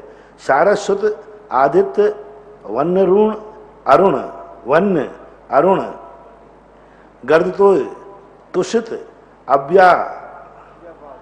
अव्याबाद और अरिष्ट। इस प्रकार के लोकांतिकों के 8 नाम हैं। अब इन्होंने 8 नाम पूज्यवर ने देने की अपेक्षा ये कह दिया, विदिशाओं के क्या नाम रखे जाएंगे, विदिशाओं के क्या नाम रखे। तो इनके पूज्यवर के अनुसार तो यह है कि इन दोनों विदिशाओं के बीच में एक दो दो विमान और हैं। तो एक विमान स्त्रभ वाली की जाति में आएगा, एक विमान स्त्रभ वाली जाति में आएगा, तभी व्यवस्था बनेगी। अन्यथा मध्य के जो विमान हैं देवों के, उनको किस में लेंगे, यह यहाँ प्रश्न खड़ा होता है। विजयादिशु द्विचर्मा, विजयादिशु यानी जो विजय आदि में द्विचरम, यानी विजय कहाँ से शुरू हुआ था, विजय वैजयन जयंता पराजित सर्वार्थ सिद्धौचा, इसमें द्विचरम वाले यानी 2 मोक्ष लेते हैं। उमा स्वामी महाराज को सर्वार्थ सिद्धि के देव एक भवतारी होते हैं या इष्ट नहीं है। इसी सूत्र से कह रहे हैं विजयादिशु, नहीं तो क्या कहना चाहिए था, पराजित अंतेषु। जैसे वनस्पति अंत कहते ना, वनस्पति के अंत तक। प्राग पहले कह दिया था ना, पहले है ईशानाथ, ईशानाथ। इसी प्रकार कह रहे थे सर्वार्थ सिद्धि के पहले पहले, इन्होंने विजय दिशि से आदि करके पूरे विजयादिशु और फिर पूरे सूत्र में मौन हो गए, सर्वार्थ सिद्धि की कोई व्यवस्था नहीं बना रहे। हाँ, यदि ये द्विचर्म वाला छोड़ देते तो अपन ये मान लेते कि पूज्यवर उमा स्वामी ने इस विषय को छुआ नहीं है, छोड़ दिया, बहुत सारे विषय छोड़ दिए। लेकिन जब द्विचर्मा कह रहे हैं तो एक चर्मा क्यों नहीं कह रहे हैं? पूरे चौथे अध्याय में सर्वार्थ सिद्धि के देवों की क्या स्थिति है, किस रूप में है वो, वहां के देवों की क्या अवस्था है, तो पूज्यवार उमा स्वामी के अनुसार सर्वार्थ सिद्धि के देव भी द्विचर्मा होते हैं, क्योंकि इन्होंने विजयादिशु आदिशु विजय को आदि करके जितने भी विमान हैं सबके देवों को द्विचर्म मानना चाहिए। एक चर्मा जो है ये कहां से आया, कौन से सिद्धांत से आया? इनके अनुसार त्रिलोक परिणति त्रिलोक सार ग्रंथों में स्पष्ट रूप से सर्वार्थ सिद्धि के देवों को एक चर्मा लिखा है। एक ही भाव, वहां से आकर एक भाव धारण करेंगे मोक्ष जाएंगे। लेकिन उमा स्वामी महाराज को यह बात इष्ट नहीं है। इष्ट इसलिए नहीं है क्योंकि उसका संकेत नहीं कर रहे और आप व्यवस्था बना रहे हैं कि कौन व्यक्ति कब मोक्ष जाएगा। तो सर्वार्थ सिद्धि के देवों की व्यवस्था भी बनाना चाहिए थी, लेकिन क्यों नहीं बनाई और इनके मन में क्या है कुछ नहीं कह सकते। कभी कभी क्या होता है, विधि कथन कर दिया जाता है, निश्चित कथन करने की हिम्मत नहीं है, निश्चित कथन करने में डर है। विधि कथन कर दिया, द्विचर्मा होते हैं, विजयादिशु के जितने देव हैं वे द्विचर्मा होते हैं। तो एक चर्मा भी होते हैं क्या? कह दिया ना द्विचर्मा होते हैं। तो एक चर्मा भी होते हैं क्या? कह दिया ना द्विचर्मा होते हैं। अरे भाई सीधा कह दो नहीं होते। मैं पूछ रहा हूं महाराज, क्या ऊपर के देव एक शर्मा होते हैं? तो कहें कह दिया ना द्विचर्मा होते हैं। तो क्या एक शर्मा भी होते? कह दिया ना द्विचर्मा होते हैं। अरे भाई जवाब तो सीधा इसका ये है, क्या क्या ऊपर के देव एक शर्मा होते हैं? नहीं होते। ये ना कह करके इन्होंने द्विचर्मा शब्द का प्रयोग किया। बहुत बड़ा रहस्य तत्वार्थ सूत्रकार के अनुसार, ये कोई सामान्य विशेषता नहीं है। सारे लोग सर्वार्थ सिद्धि के देवों को एक शर्मा मानते हैं, सबकी व्याख्या है, अपन की धारणा भी है, शास्त्रों के सभी के कथन है। लेकिन उमा स्वामी महाराज एक शर्मा मानने को तैयार नहीं, उन्होंने कह दिया विजयादिशु द्विशर्मा। और कोई चकार फकार भी नहीं लगाया, कोई 6 शब्द कह देते, कुछ कह देते, कुछ तो संकेत देते यहां पर। औपपादिक मनुष्येभ्यः शेषास्त्रज्ञोन्यः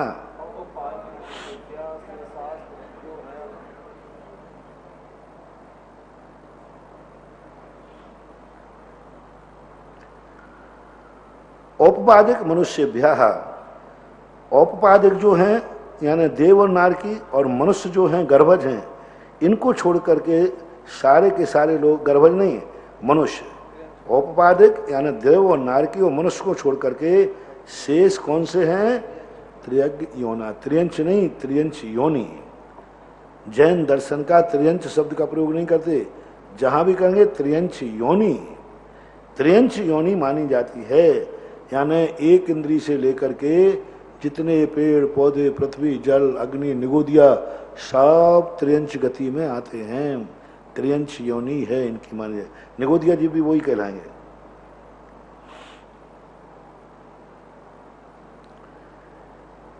स्थिति रसुर नाग सुपर्ण दीप शेषाण,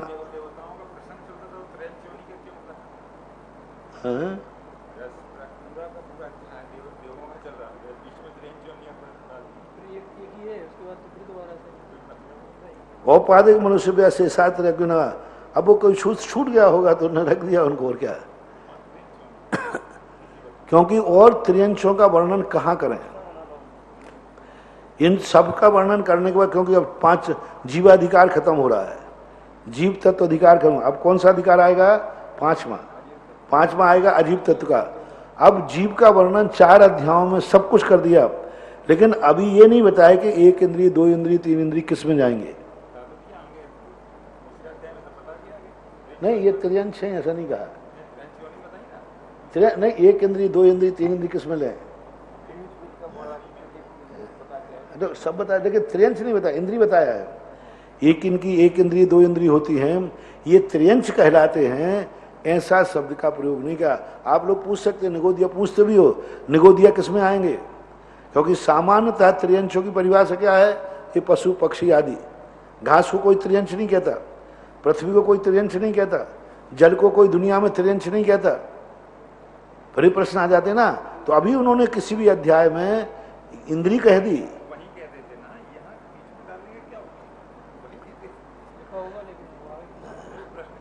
क्या होगा कि पूरी अंतिम फाइनल पांडुलिपि बना ली होगी और बाद में ध्यान आया होगा, अब वहां काट पीट की अपेक्षा उन्होंने कहा यहाँ डाल दीजिए, क्योंकि यहाँ कोई प्रसंग नहीं था, क्योंकि बीच में ले लिया, आगे फिर देवता चालू हो गए। हाँ, ऐसा होता कि देव खत्म हो गए होते तो बात अलग, फिर ले लिया।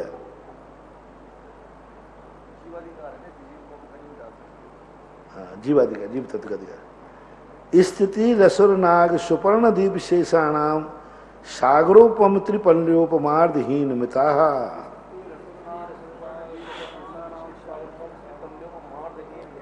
स्थिति ही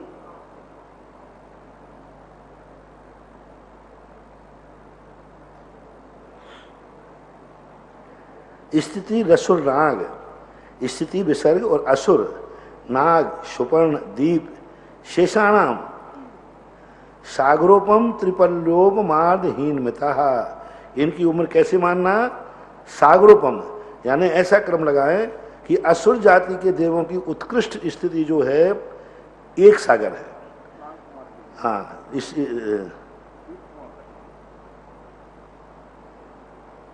नहीं, कैसे?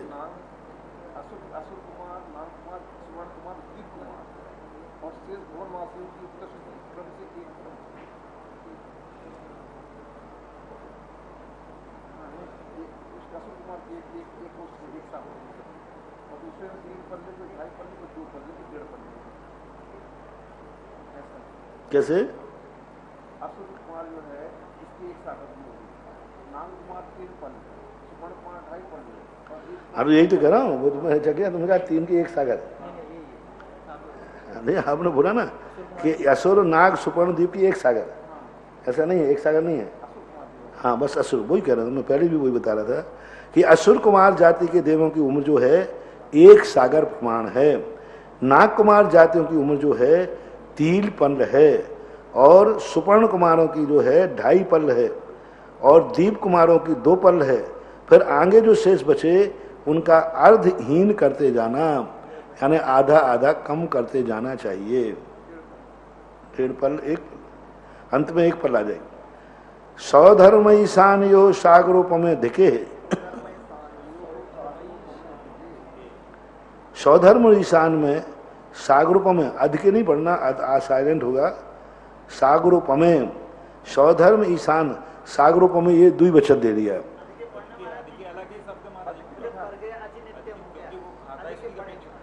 कई स्थान पर इसको आकार का लोप करके हाँ, द्विवचन है, द्विवचन का ही प्रयोग किया है। सौधर्म बल लिया तो है किसी लोगों ने। सौधर्म ईशान यो सागरूप में अधिके, तो सौधर्म ईशान सागरूप में, सागरूप में द्विवचन क्यों किया? यानी एक सागर नहीं है, द्विवचन कहने का अर्थ है 2 सागर। अब देखो, संख्या ना कह करके विभक्ति द्विवचन की लगा देने से अपने आप 2 अर्थ निकल गया, लेकिन ऐसा बहुवचन लगाने से 3 निकल आएगा। यदि हम ये कह दें यहां पर कि सौधर्म ईशान यो सागरोपमा, तो अब कितने सागर लोगे? 3 से लेकर के ऊपर। मां द्विवचन ही ये व्यवस्था बनाई जाएगी। बहुवचन में बनाएंगे तो हम निश्चित संख्या नहीं कह पाएंगे, क्योंकि 2 की संख्या एक ही है, 1 की संख्या एक ही है, लेकिन बहुवचन की संख्या अनेक रूप में आती है। इसलिए 2 सागर। अब देखो, दोनों की उम्र एक बराबर है कि नहीं? सौधर्म और ईशान की एक बराबर है। अरे, सानज कुमार महेंद्र यो सप्त, अधिके, अधिके शब्द से अर्थ है कि वहां पर कुछ उम्र ज्यादा भी होती है। जो घातायस्क होते हैं 12वें गुण स्थान से ऊपर के लोग घातायस्क करते हैं, तो वहां के जाकर के 12वें से ऊपर के लोग, तो उनको बोनस में आधा सागर ज्यादा मिलती है। मान लो किसी ने 31 या 33 सागर की आयु बंद की, बाद में जाकर उसके परिणाम संक्लेशित हो गए, तो वो नीचे गिर करके पहले स्वर्ग में आएगा तो उसको 2.5 सागर ज्यादा मिलेगी, सौधरबंद से भी ज्यादा। सौधरबंद घाता है, इसको नहीं होता, उसकी उम्र 2 सागर ही लिखी है, तो 2 सागर प्रमाण उसकी, उसे उससे भी उम्र उसकी ज्यादा हो जाएगी।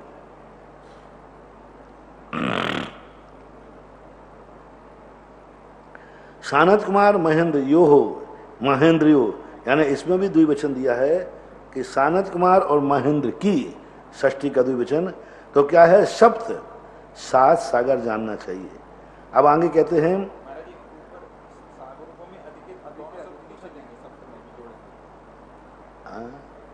अधिके शब्द उसकी व्याख्या उसके साथ जोड़ दिया, सभी के साथ अधिके शब्द जोड़ना है, क्योंकि सभी स्वर्गों में घातस्क वाला जो आ रहा है वो अधिक अधिक पाएगा, ऐसा नहीं।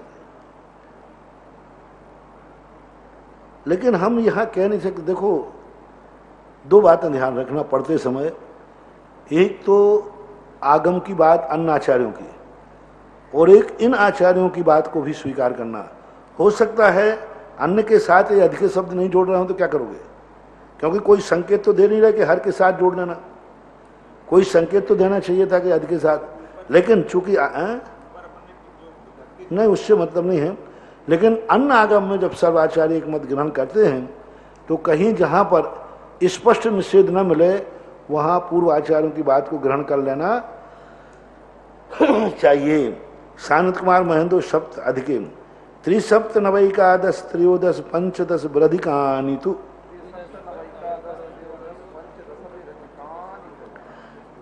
अब यह भी अधिकानी शब्द का प्रयोग किया इन्होंने तो अधिकानी का अर्थ वो सागरों में अधिके शब्द का यहां प्रयोग नहीं करना, 7 से ऊपर, 7 से ऊपर 3, यानी महेंद्र सानत कुमार की है 7, उसमें 3 प्लस करना है 10, 7 प्लस करना 14, 9 प्लस करना 16, एकादश प्लस करना 18 और त्रयोदश प्लस करना 20 और पंचदश वृधिकानि जो 15 और 7 22।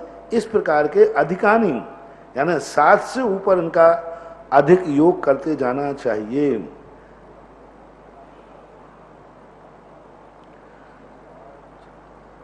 आरणाच्युता दूर्धमेकैकेन नवसु ग्रेवे केसु विजयादिषु सर्वार सिद्धौच।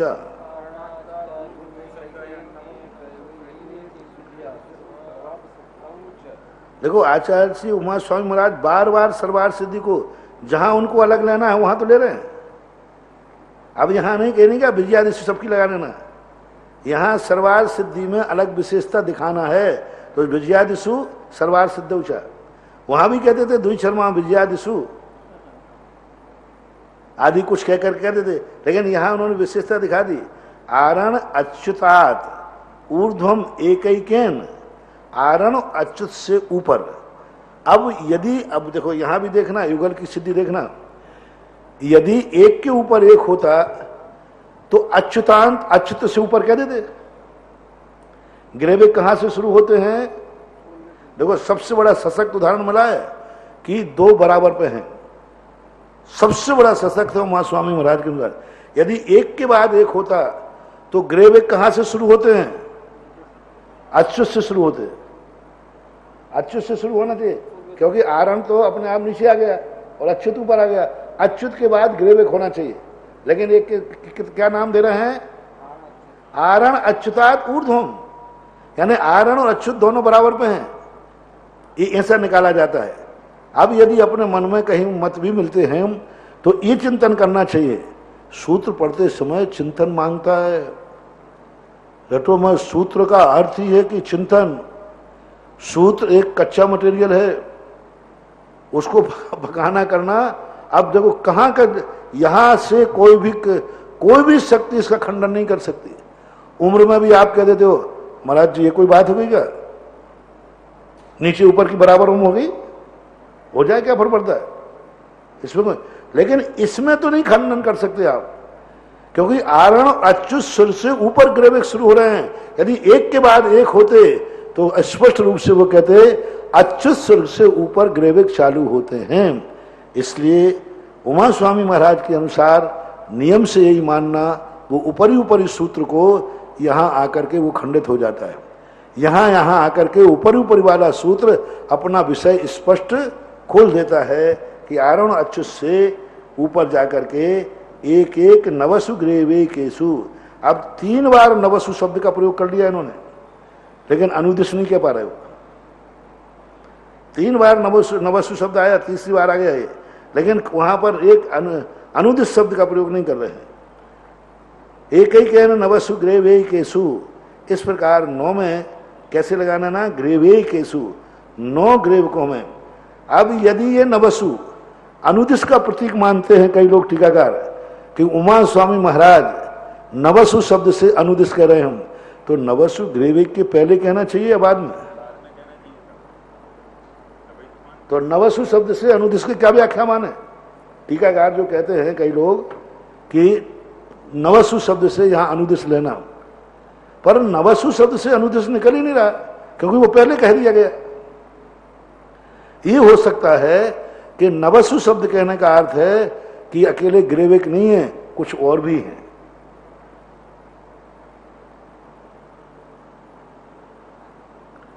ग्रेवेकेसु यानी 9 ग्रेवेकों में।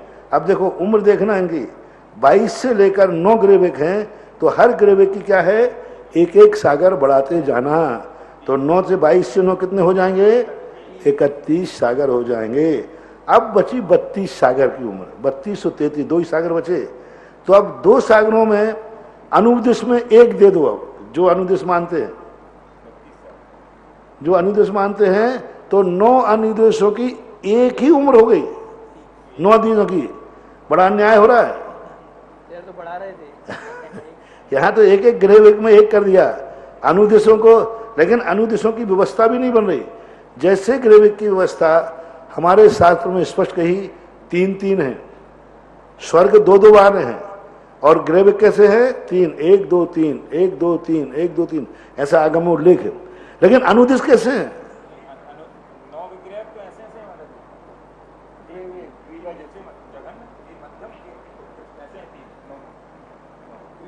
कहीं भी बताएं अनुदिश की व्यवस्था कैसे है? कहाँ है? देखो गड़बड़ मत करो। अनुदिशों की कोई, और 32 सागर की पूरी उम्र उनकी बना रहे, लेकिन उनकी व्यवस्था का कोई उल्लेख नहीं मिल रहा। 3 लोक के नक्शे में भी पंच अनुत्तर तो दर्शाए गए हैं, अनुदिशों की कोई व्यवस्था विशेष रूप से नहीं उठाई। कुछ ही आचार्यों ने अनुदेश का संकेत किया है, बाकी नहीं। यदि संत मानते हो तो 1 सागर अनुदिशों में दे देना, और 1 सागर की उम्र किस में दे देना, एक समय कम विजयादिशु। जो विजय आदि 4 अनुत्तर विमान हैं, उनकी उम्र कितनी है, 1 समय कम 33 सागर, यानी 32 सागर से विजयादिशों की उम्र 2 प्रकार से। 32 सागर एक समय अधिक से शुरू होगी विजयादिक की, और 1 समय कम 33 सागर पर 5 की खत्म हो जाएगी। अब इसमें आप लोग एक प्रश्न उठा सकते हो कि जब विजयादिशु में 32 सागर की उम्र है, तो क्या 5 विजयादिशु की एक सी है या जगन उत्कृष्ट है? 32 सागर है तो 32 सागर ही है कि जगन उत्कृष्ट है? विजयादिशु में जगन उत्कृष्ट है, तो 32 सागर एक समय से अधिक होगी, और अंतिम कितनी होगी, 1 समय कम 33 सागर। तो कौन से विमान की कितनी है? यहां तो ऊपरी मान लिया था हमने कि भाई इसकी जघन उसकी उत्तर। तो 32 सागर एक समय कौन से विजयादि में मानू, विजयादिक की मानू? तो विजयादिक की उत्कृष्ट उम्र कितनी है? अपराजित की उस जघन उत्कृष्ट उम्र कितनी है? वैजयंत की जघन उत्कृष्ट उम्र कितनी है? और जघन कितनी है? और जघन तो सबकी उम्र कितनी हो गई? 33 सागर। सबकी एक समान मानना है, सब विजयादिकों की सबकी उम्र जघन उत्कृष्ट वहां होती ही नहीं। या तो ये मानो एक समय कम पूरे विजयादिकों की 33 सागर ही उम्र एक समान, 9 अनुदेश की उम्र भी एक समान। इनके अनुसार यहां व्यवस्था जो बन रही है, अनुदेश की उम्र भी एक समान, विजयादिकों की उम्र भी एक समान, और सर्वार सिद्धि की उम्र तो एक समान है ही। सर्वार सिद्धि के संबंध में तो स्पष्ट उल्लेख मिलता है कि वहां जघन और उत्कृष्ट भेद नहीं है, ये तो स्पष्ट उल्लेख है। लेकिन विजयादिक में और अनुदेश के संबंध में ऐसा कोई स्पष्ट उल्लेख नहीं मिल रहा है कि वहां जघन उत्कृष्ट नहीं होती है। तो ये मतभेद, ये चिंतन के विषय सूत्र के साथ निकलते हैं। अपरहा पल्योपम मधिकम। महाराज आप ही जब प्रश्न का जवाब नहीं दे रहे हैं तो हम यही जिज्ञासा में पूछेंगे, फिर तो दोगे? हम ही प्रश्न खड़े करते जा रहे हैं, तो आप कौन के पास समाधान करने जाओगे? तो महाराज कर दो समाधान, हम एक दो दिन के बाद सब आपसे ही पूछेंगे। क्या है द्विचर्मों की विजयादिकों की उत्कृष्ट जघन उम्र कितनी है? अपरहा पल्योपम अधिकम। जघन जो उम्र होती है वह कितनी है? पल्योपम अधिकम, एक पल्य से अधिक। ये भी अधिक शब्द घातायस की अपेक्षा लगा लेना चाहिए। वैसे मूल उम्र जघन उम्र जो है पहले स्वर्ग से लेकर ऊपर के जो है, पहले स्वर्ग से लेना जघन उम्र जो है पहले और दूसरे सौधर्म ईशान की जघन उम्र एक पल्य भी है, जघन नहीं। और सनत कुमार और महेंद्र की तो फिर 2 सागर एक समय अधिक जघन उम्र आगे कह रहे हैं। परतः परतः पूर्वानंतरः, परता परता यानी आगे आगे, पूर्व पूर्वानंतरः, पूर्व और पूर्व का अनंतर मान लेना चाहिए। यानी पहले स्वर की जो उत्कृष्ट उम्र है वह दूसरे युगल की जघन उम्र मानना, ऐसा ही आगे कहाँ तक लगाना? 16वें तक लगाना, यहाँ तक कि आगे 9वें ग्रेविक तक भी लगा लेना चाहिए। 9वें ग्रेक में सबकी एक समान आयु नहीं है, वहाँ एक एक समय अधिक भी हो सकती है। कोई की 22 सागर के स्थान पर 23 सागर में 23.5 सागर है, पावर 23 सागर है। कोई की मान लो 22 सागर एक समय अधिक है, 22 सागर 2 समय अधिक है, कोई की 22 सागर 5 मिनट अधिक है, 22 सागर 10 मिनट अधिक है, 10 साल अलग है, कितनी भी अलग हो सकती है, क्योंकि वहां जघन उत्कृष्ट भेद बनते हैं।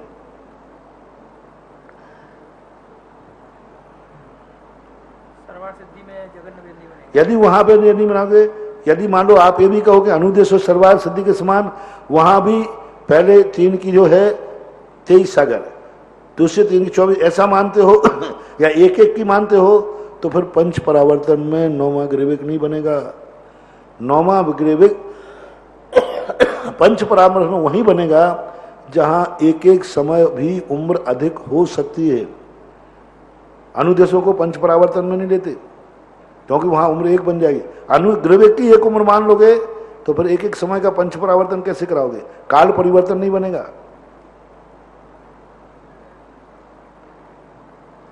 नारकाणाम च द्वितीयादिषु, नारकियों की और द्वितीय आदि में भी यही लगा लेना चाहिए। यानी नारकों के दूसरी पृथ्वी से, यानी पहली पृथ्वी की जो उत्कृष्ट उम्र है वो दूसरी पृथ्वी की जघन उम्र लगा लेना चाहिए। 10 वर्ष सहस्राणी प्रथमायाम, 10,000 वर्ष जो है पहली पृथ्वी की जघन आयु है। उत्कृष्ट आयु तो वर्णन कर दिया, 10 वर्ष जघन आयु है। भवनेषु च, भवन वासियों में भी 10 वर्ष की जघन आयु है। कितनी छोटी सी उम्र है उनके लिए, अपने लिए 10,000 बहुत है। कोई भी अगर 100 साल के ऊपर आती है अपन को तो अच्छा 100 साल से ऊपर जी रहा है। हमारे यहाँ एक माजी हैं आश्रम में, कंचन भाई, हाँ बहुत अजमेर के, 106 साल की उम्र हो गई, और 10 साल से हम लोग सोच रहे हैं कब खिसकेंगे, क्योंकि हर साल वो ऐसी लगती बस इस साल तो जाएंगे, इस साल तो जाएंगे, इस साल तो जाएंगे। हम जब 93 में यहाँ आए थे तब भी उन्होंने एक आध महाराज समाधि, हाँ हमने एक आध साल में समाधि के लायक तो है। और जब से देखो आज 25 साल हो गए, हर साल सब लोग समझते हैं जाएगी, लेकिन 106 साल की उम्र हो गई। अशोक पाटनी के दादाजी थे रतनलाल जी का, वो भी 106 साल में गए हैं, 104 में गए और पूरे 3200 दांत साथ लेके गए, एक दांत भी नहीं टूटा, सब दांत पूरे लगे थे। ऐसा होता है किसी किसी जीवन का, 10,000 वर्ष बहुत होती है। व्यंत्राणाम च, व्यंत्रों के भी 10,000 वर्ष जगन है। परापल्योपम मधिकम, और इनकी जो व्यंत्रों की अंत में है, भवनवासियों की मत लेना, व्यंत्रों की जो है परा यानी उत्कृष्ट स्त्री एक पल्ल होती है। ऊदमी लोगों की उम्र ज्यादा नहीं होती। हाँ, अधिकतम उम्र स्त्रियों के बाद वैमानिक देवों में जो जघन्य स्थिति है व्यंत्रों की, वो उत्कृष्ट स्थिति है। यदि ज्यादा देर जिंदा रहे तो और पता नहीं क्या करेंगे। ज्योतिष का नाम चाह, ज्योतिष देवों की उम्र भी पराहुरी एक पल्ल प्रमाण जानना चाहिए। तदष्ट भागो परहा, और ज्योतिष देवों की जो जघन्य हुई अपराहा, जो जघन्य आयु है उसके एक पल्ल के 8वें भाग प्रमाण, यानी ज्योतिष देवों में जो उत्पन्न होते हैं एक पल्ल के 8 भाग करना। असंख्यात ही आएगा, वो 8 भाग भी असंख्यात ही आएगा अपनी दृष्टि से, लेकिन फिर भी असंख्यात का तो अंत होता है ना, तो अंक असंख्यात का करके ऐसा मानना चाहिए। लौकांत का नाम अष्टौ सागरूपमाणी सर्वेशाम, लोकांतिक देवों की जो है सभी लोकांतिक देवों की सर्वेशाम, सब देखो ये है स्पष्ट सूत्र। लोकांत का नाम सागरोपमाणी सर्वेशाम अष्टौ, लोकांत का नाम अष्टौ सागरोपमाणी सर्वेशाम। अब इन्होंने स्पष्ट कर दिया, अब यहां कोई भेद नहीं रहा। सभी लोकांतिक देव एक उम्र वाले होते हैं, इनके छोटी बड़ी उम्र नहीं होती। कोई भी लोकांतिक देव 8 सागर से कम होगा ही नहीं, और इसलिए इनमें बड़ा छोटा होता ही नहीं। इनमें कोई इंद्र नहीं होता, इनमें कोई व्यवस्थाएं नहीं है, क्योंकि वहां पर कोई, वो अपने आप में इतने शांत होते हैं। और देखो सारे नियम का उल्लंघन करते हैं। 5वें स्वर की लेस्या जो है पद्मलेस्या है, लेकिन इनकी कौन सी लेस्या है? शुक्लेस्या ही होती है नियम से। पद्मलेस्या का जहां नियोग है, उम्र भी 5वें स्वर की स्वीकार नहीं की। 5वें स्वर की उम्र कितनी थी? महेंद्र शब्द 10 सागर, तो उनको 8 सागर मिली तो ठीक है। उनकी लेस्या अपने, सब कुछ अपना होता है, उनमें कोई इंद्रादिक नहीं होते, सब अनुशासित होते हैं, सब प्रेम वात्सल से रहते हैं, सब बढ़िया तत्व चर्चा 24 घंटे द्वादशांग के पाठी होते हैं। ब्रह्मस्वर के अन्य देवों को द्वादशांग का ज्ञान हो ऐसा कोई नियम नहीं है, लेकिन लोकांतिक देव द्वादशांग के पाठी होते, भद्र होते, 24 घंटे तत्व चर्चा के अलावा कोई चर्चा करते ही नहीं। संसार की उनमें चर्चा ही नहीं आती, संसार का उनमें भाव ही नहीं आता, परिणाम ही नहीं बनते उनके कि मैं संसार की। यहाँ तक कि वो शुभ उपयोग की तरफ, शुभ क्रियाओं की तरफ, शुभ उपयोग तो करते हैं लेकिन शुभ क्रियाओं की तरफ नहीं जाते। ऐसा कहते हैं कि भगवान के पंच कल्याणक में अकेले दीक्षा कल्याणक में जाते हैं। समूषण में लोकांतिक देवों के बैठने की कोई व्यवस्था नहीं है, बैठते नहीं, वो जाते ही नहीं, तो व्यवस्था क्या? जो व्यक्ति जाएगा ना उसकी सीट खाली हो जाती, रहती नहीं वहां पर। और अकृत्रिम चैत्यालयों की वंदना करने नहीं जाते।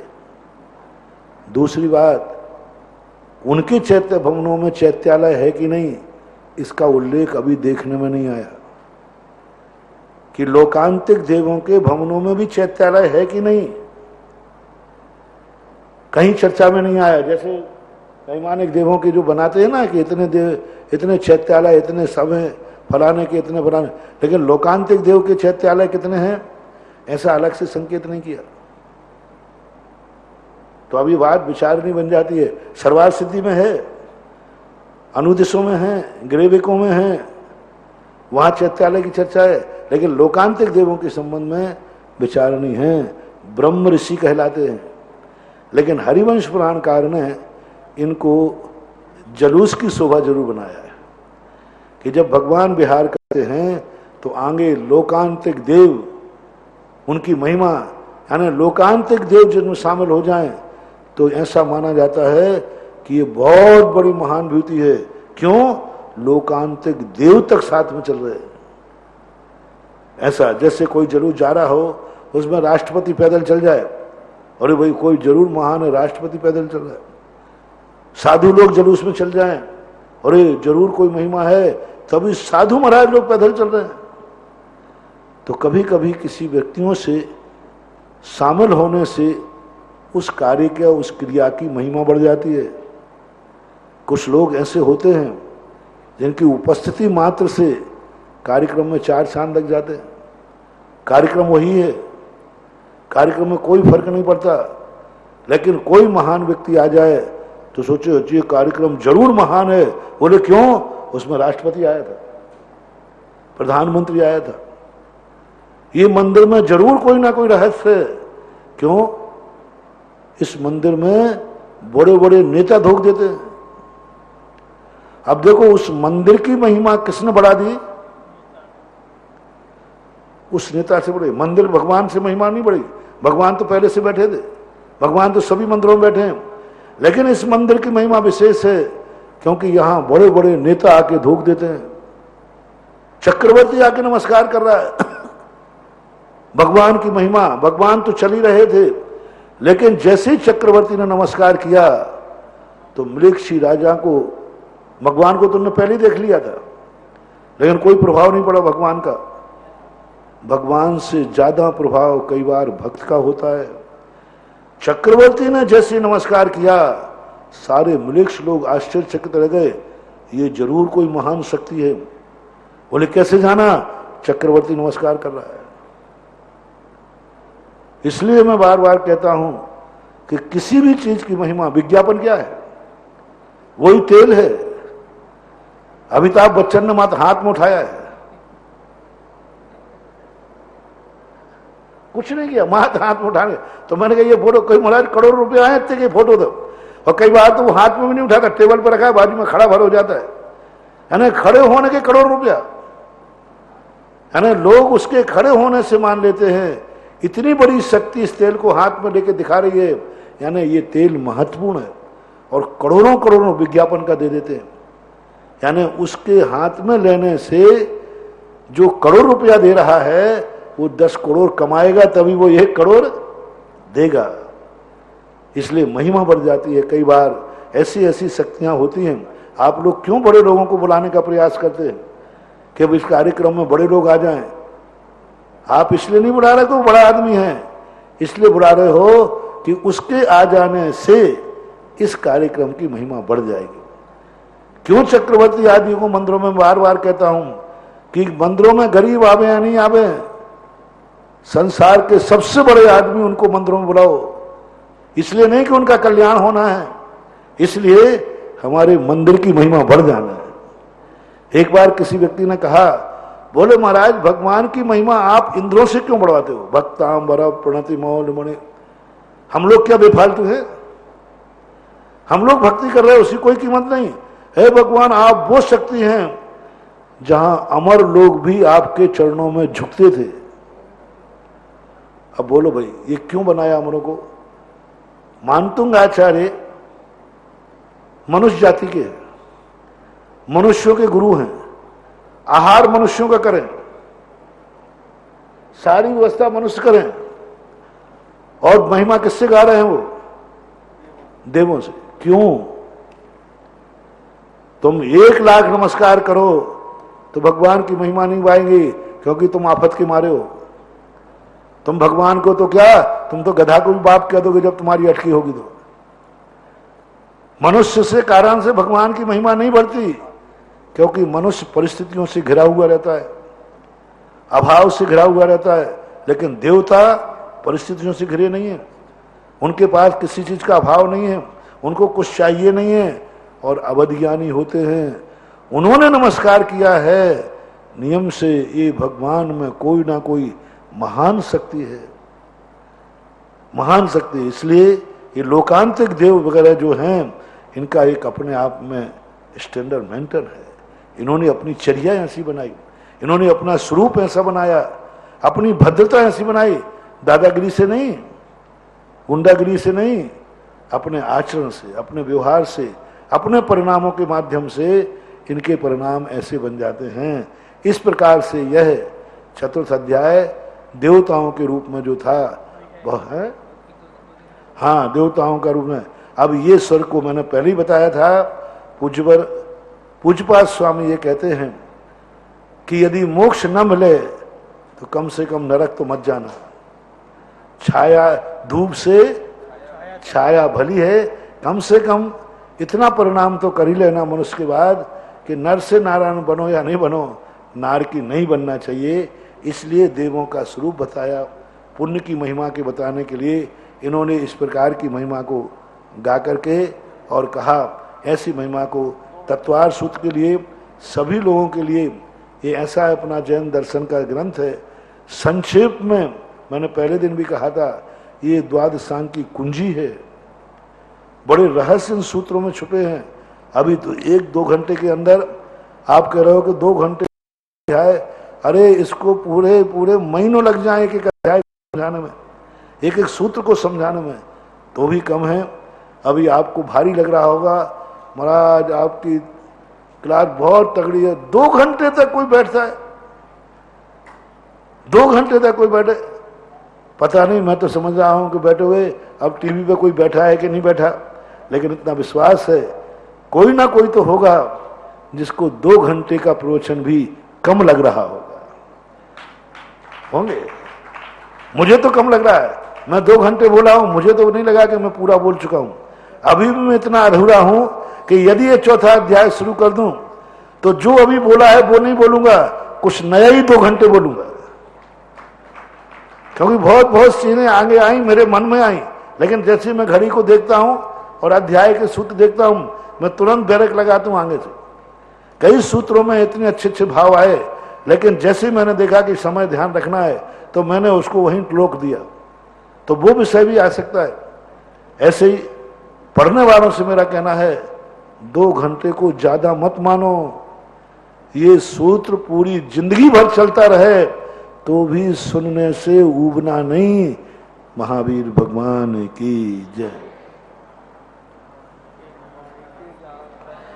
लोकालोक शोभाणी मस्तक धरूं सदा दे तू धो, यजनवाणी भारती तो है जपो दिन रैन।